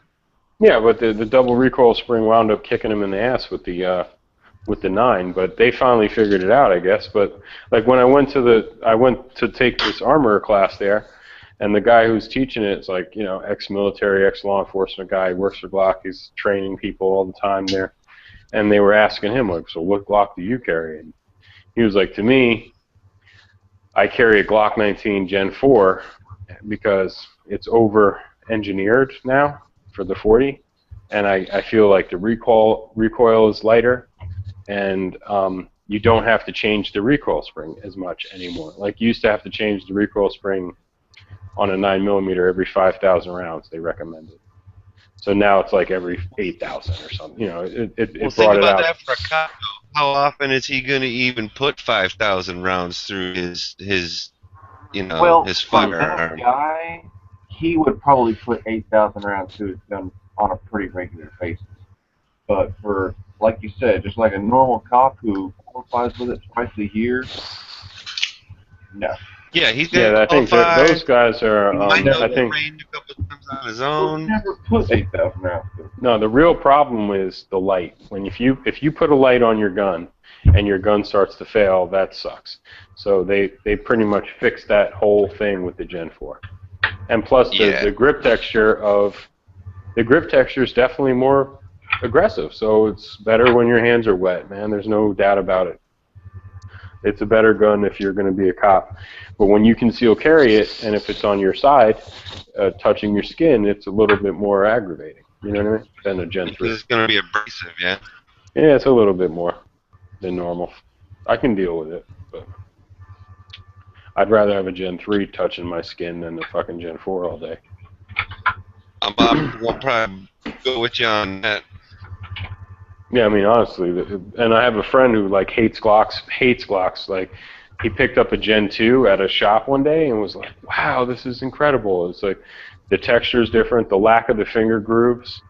He just loved it. I guess it's the finger grooves that fuck people up sometimes. They're just not in the right spot for them or whatever. For me, they're if you don't have the right size hand, that's what I was gonna say. This is my first handgun or whatever. I've shot others and all that. It fits really good in the hand, and it's got the stippled finger grooves and all that and the stippled back strap and all that. But, since it's not a Gen 4, you couldn't get the extended panels or That's whatever. the other thing. The Gen 4 was the magazine release button is fucking huge now. Like, it's really big. So that was a huge thing for them. And then now they all have the beaver tail attachments. Have you ever shot an M&P? Yeah, I had I got to shoot an M&P full-size 9. I lied. I had the that shit full-size at a 40 for like a year. I liked it. I was gonna say it was a definitely different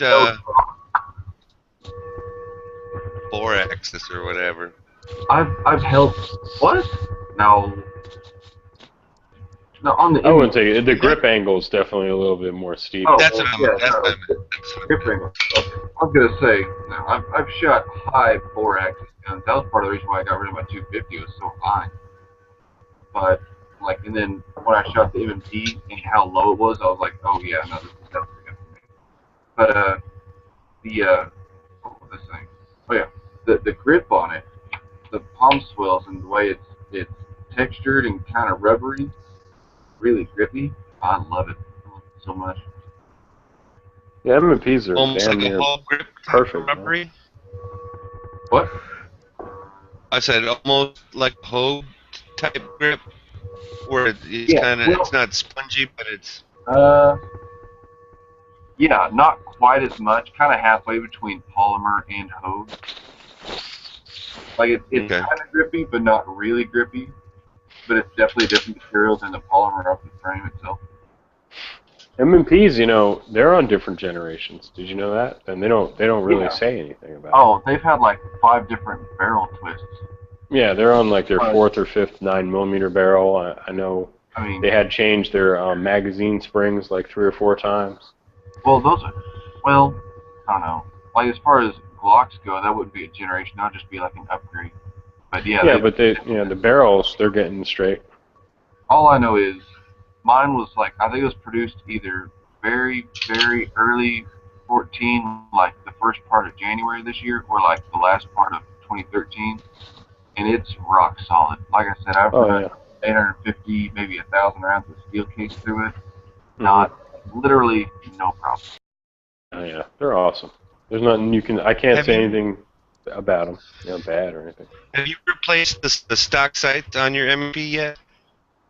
No. No, not gonna. Or did they come I with might new sights? replace them. No, it's just standard non-glowing 3 dots. 'Cause I might replace with like TFOs or something someday, but it works for me so far. Oh, plus Have you replaced any of yours, DB? On what, my M&P? Oh, I sorry. don't have an M&P anymore. On my Glock, No, every on single any of one your of them. Yeah. Yeah, every What'd single you one of replace them. Glock. They have Glock a night sights? Yeah, they're Meprolites though. So if you can't get those, if you just buy Meprolites, they're the same fucking sight. I love those because they're not Trijicon. I hate Trijicon the brand because they don't fucking seal the white ring around the glowing part is what you see during the day of the like twilight hours and shit. And that white ring in Trijicons is paint or some sort of like paint, right? I don't know what it is, but it's fucking paint. And when you clean your gun and you get solvent on there or whatever, eventually you'll start to see that white ring around the tritium go away. It'll like break off. And man, it fucking sucks because eventually you'll have this tiny microscopic fucking green lamp that you can't see shit in the daytime. you'll have a You know what I mean? blacked out front sight post that happens to glow in cave darkness. Exactly. And I love okay. Meprolites. Meprolite and True Dot and all these other companies have gotten smart, and this is a long time ago. They fucking put the white ring around the tritium, and then on top of that they put a clear like epoxy. So it's sealed so that no solvent, nothing can get to that white ring that's around there. You can't basically wipe it off or whatever. Oh hell no! I'm not a huge like XS big dot guy, but like fuck, I have a pair of those on a gun, and the white ring around that is like hard, like I don't know if it's plastic. It must be plastic, but you can't get it. It's not coming off. The white ring is permanent. So I like that, but I recommend if you have a Glock to, you know, you live in America, you can send your slide to them in regular. You can send your slide to them regular mail, and they'll put sights on there and send it back to you. And it's only going to cost you like $60. Oh, that's cool. 'Cause I was at the shop the other day, and I saw some of those. What is it? TFOs, like the tritium and fiber optic or whatever. Yeah, no, I've And never they had had. them I don't on have the- any. I don't have any experience with those. Those look cool. And they were but- like a little over $100, and I'm like, man, that's pretty bright. That looked like that would really help. But if I can just send it to Glock for $60 or whatever and get some MEP lights on it, that would work too. I think, you know. Yeah, the other thing they like to brag about, which I'm not even sure it's true, but that the Glock Meprolites are tenorfered, quote, melanited, whatever you want to call them, nitrided, so that So they're as rust resistant as your slide. But I doubt it, because the slide has been fucking really treated. You know what I mean? The slide has been treated for real. I'm not sure if those sights have been, but they say they are, so I'll take their word for it. Here's the thing about the Meprolite sights as opposed to the TFOs. The TFOs are also fiber optic. So that sounds cool, man. They're gonna glow in the sunlight. They're gonna glow in darkness. It's like they're tritium and fiber optic, obviously TFO. Whereas the Meprolites, it looks like they're they're brightly colored, but it looks like they're just brightly colored. They don't actually have fiber optic in it. But the reason I was muzzling my camera, pointed at you guys, can you actually see the DRT in there? That's cool.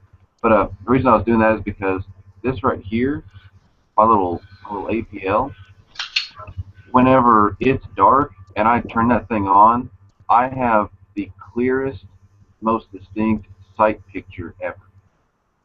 So it's like I don't need the glowing pieces of tritium to show me where my sights are, because when I hit this thing and I put the light on, I can see my sights very, very, very distinctly. Right.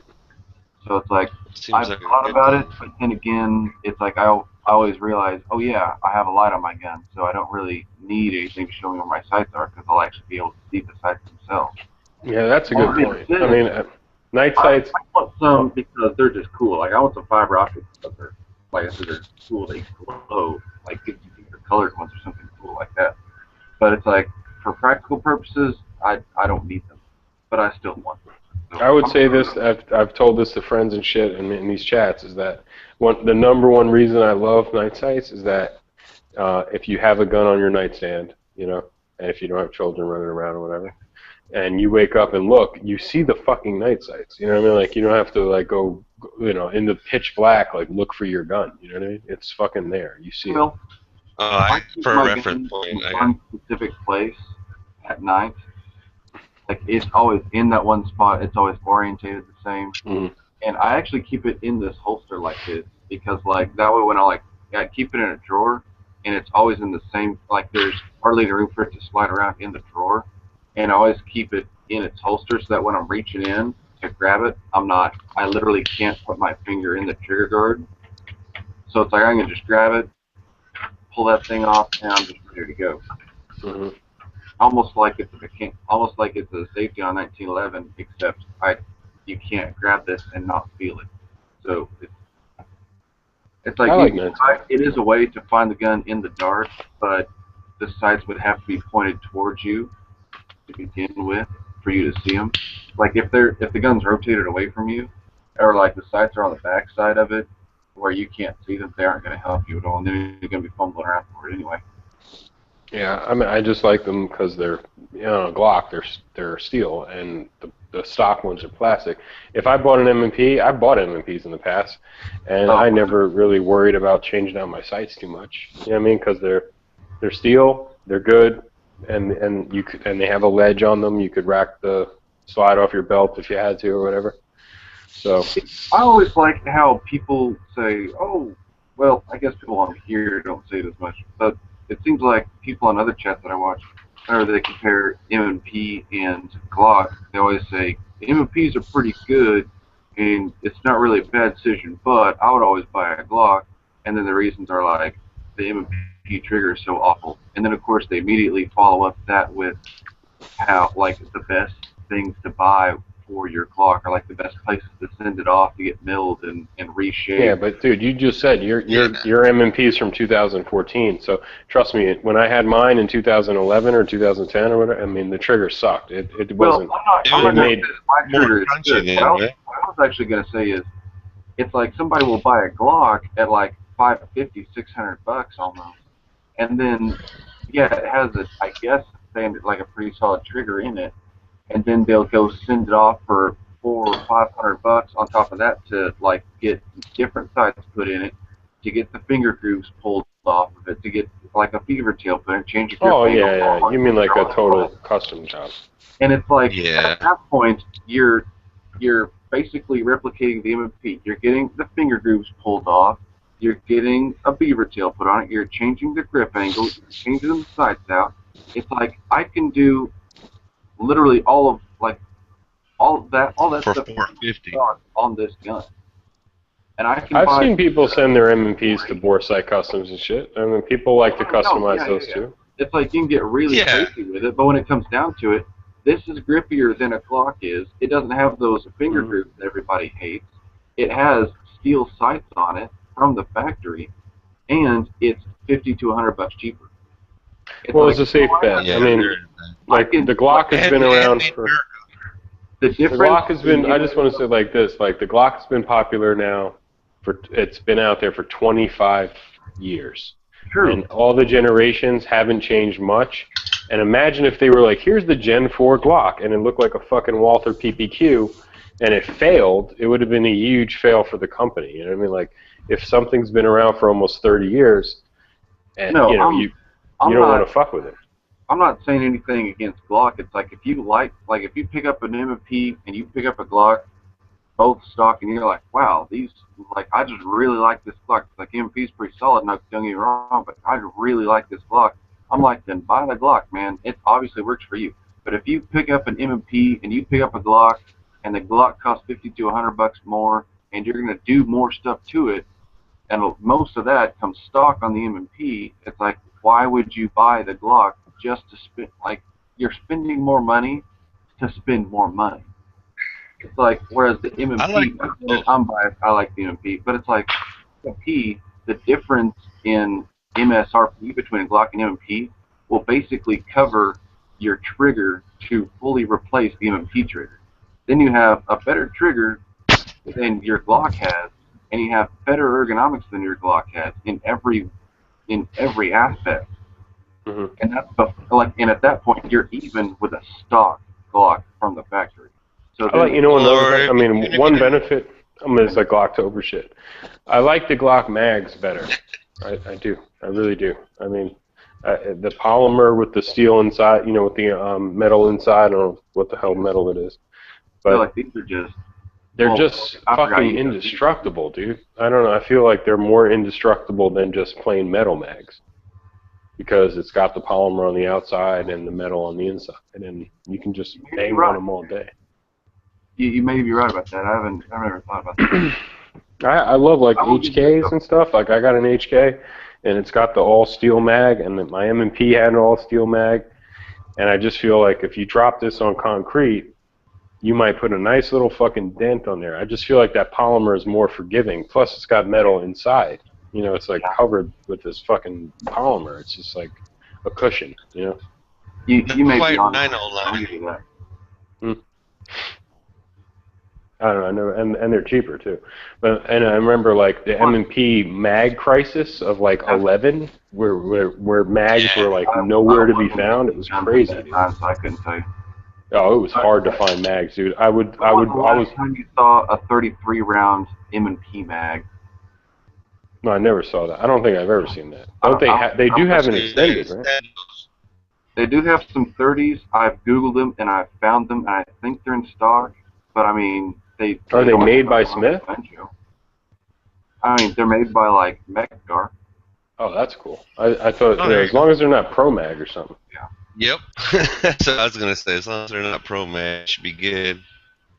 Well, I would only use something that's not flush fitting, like on a range anyway. I would never use something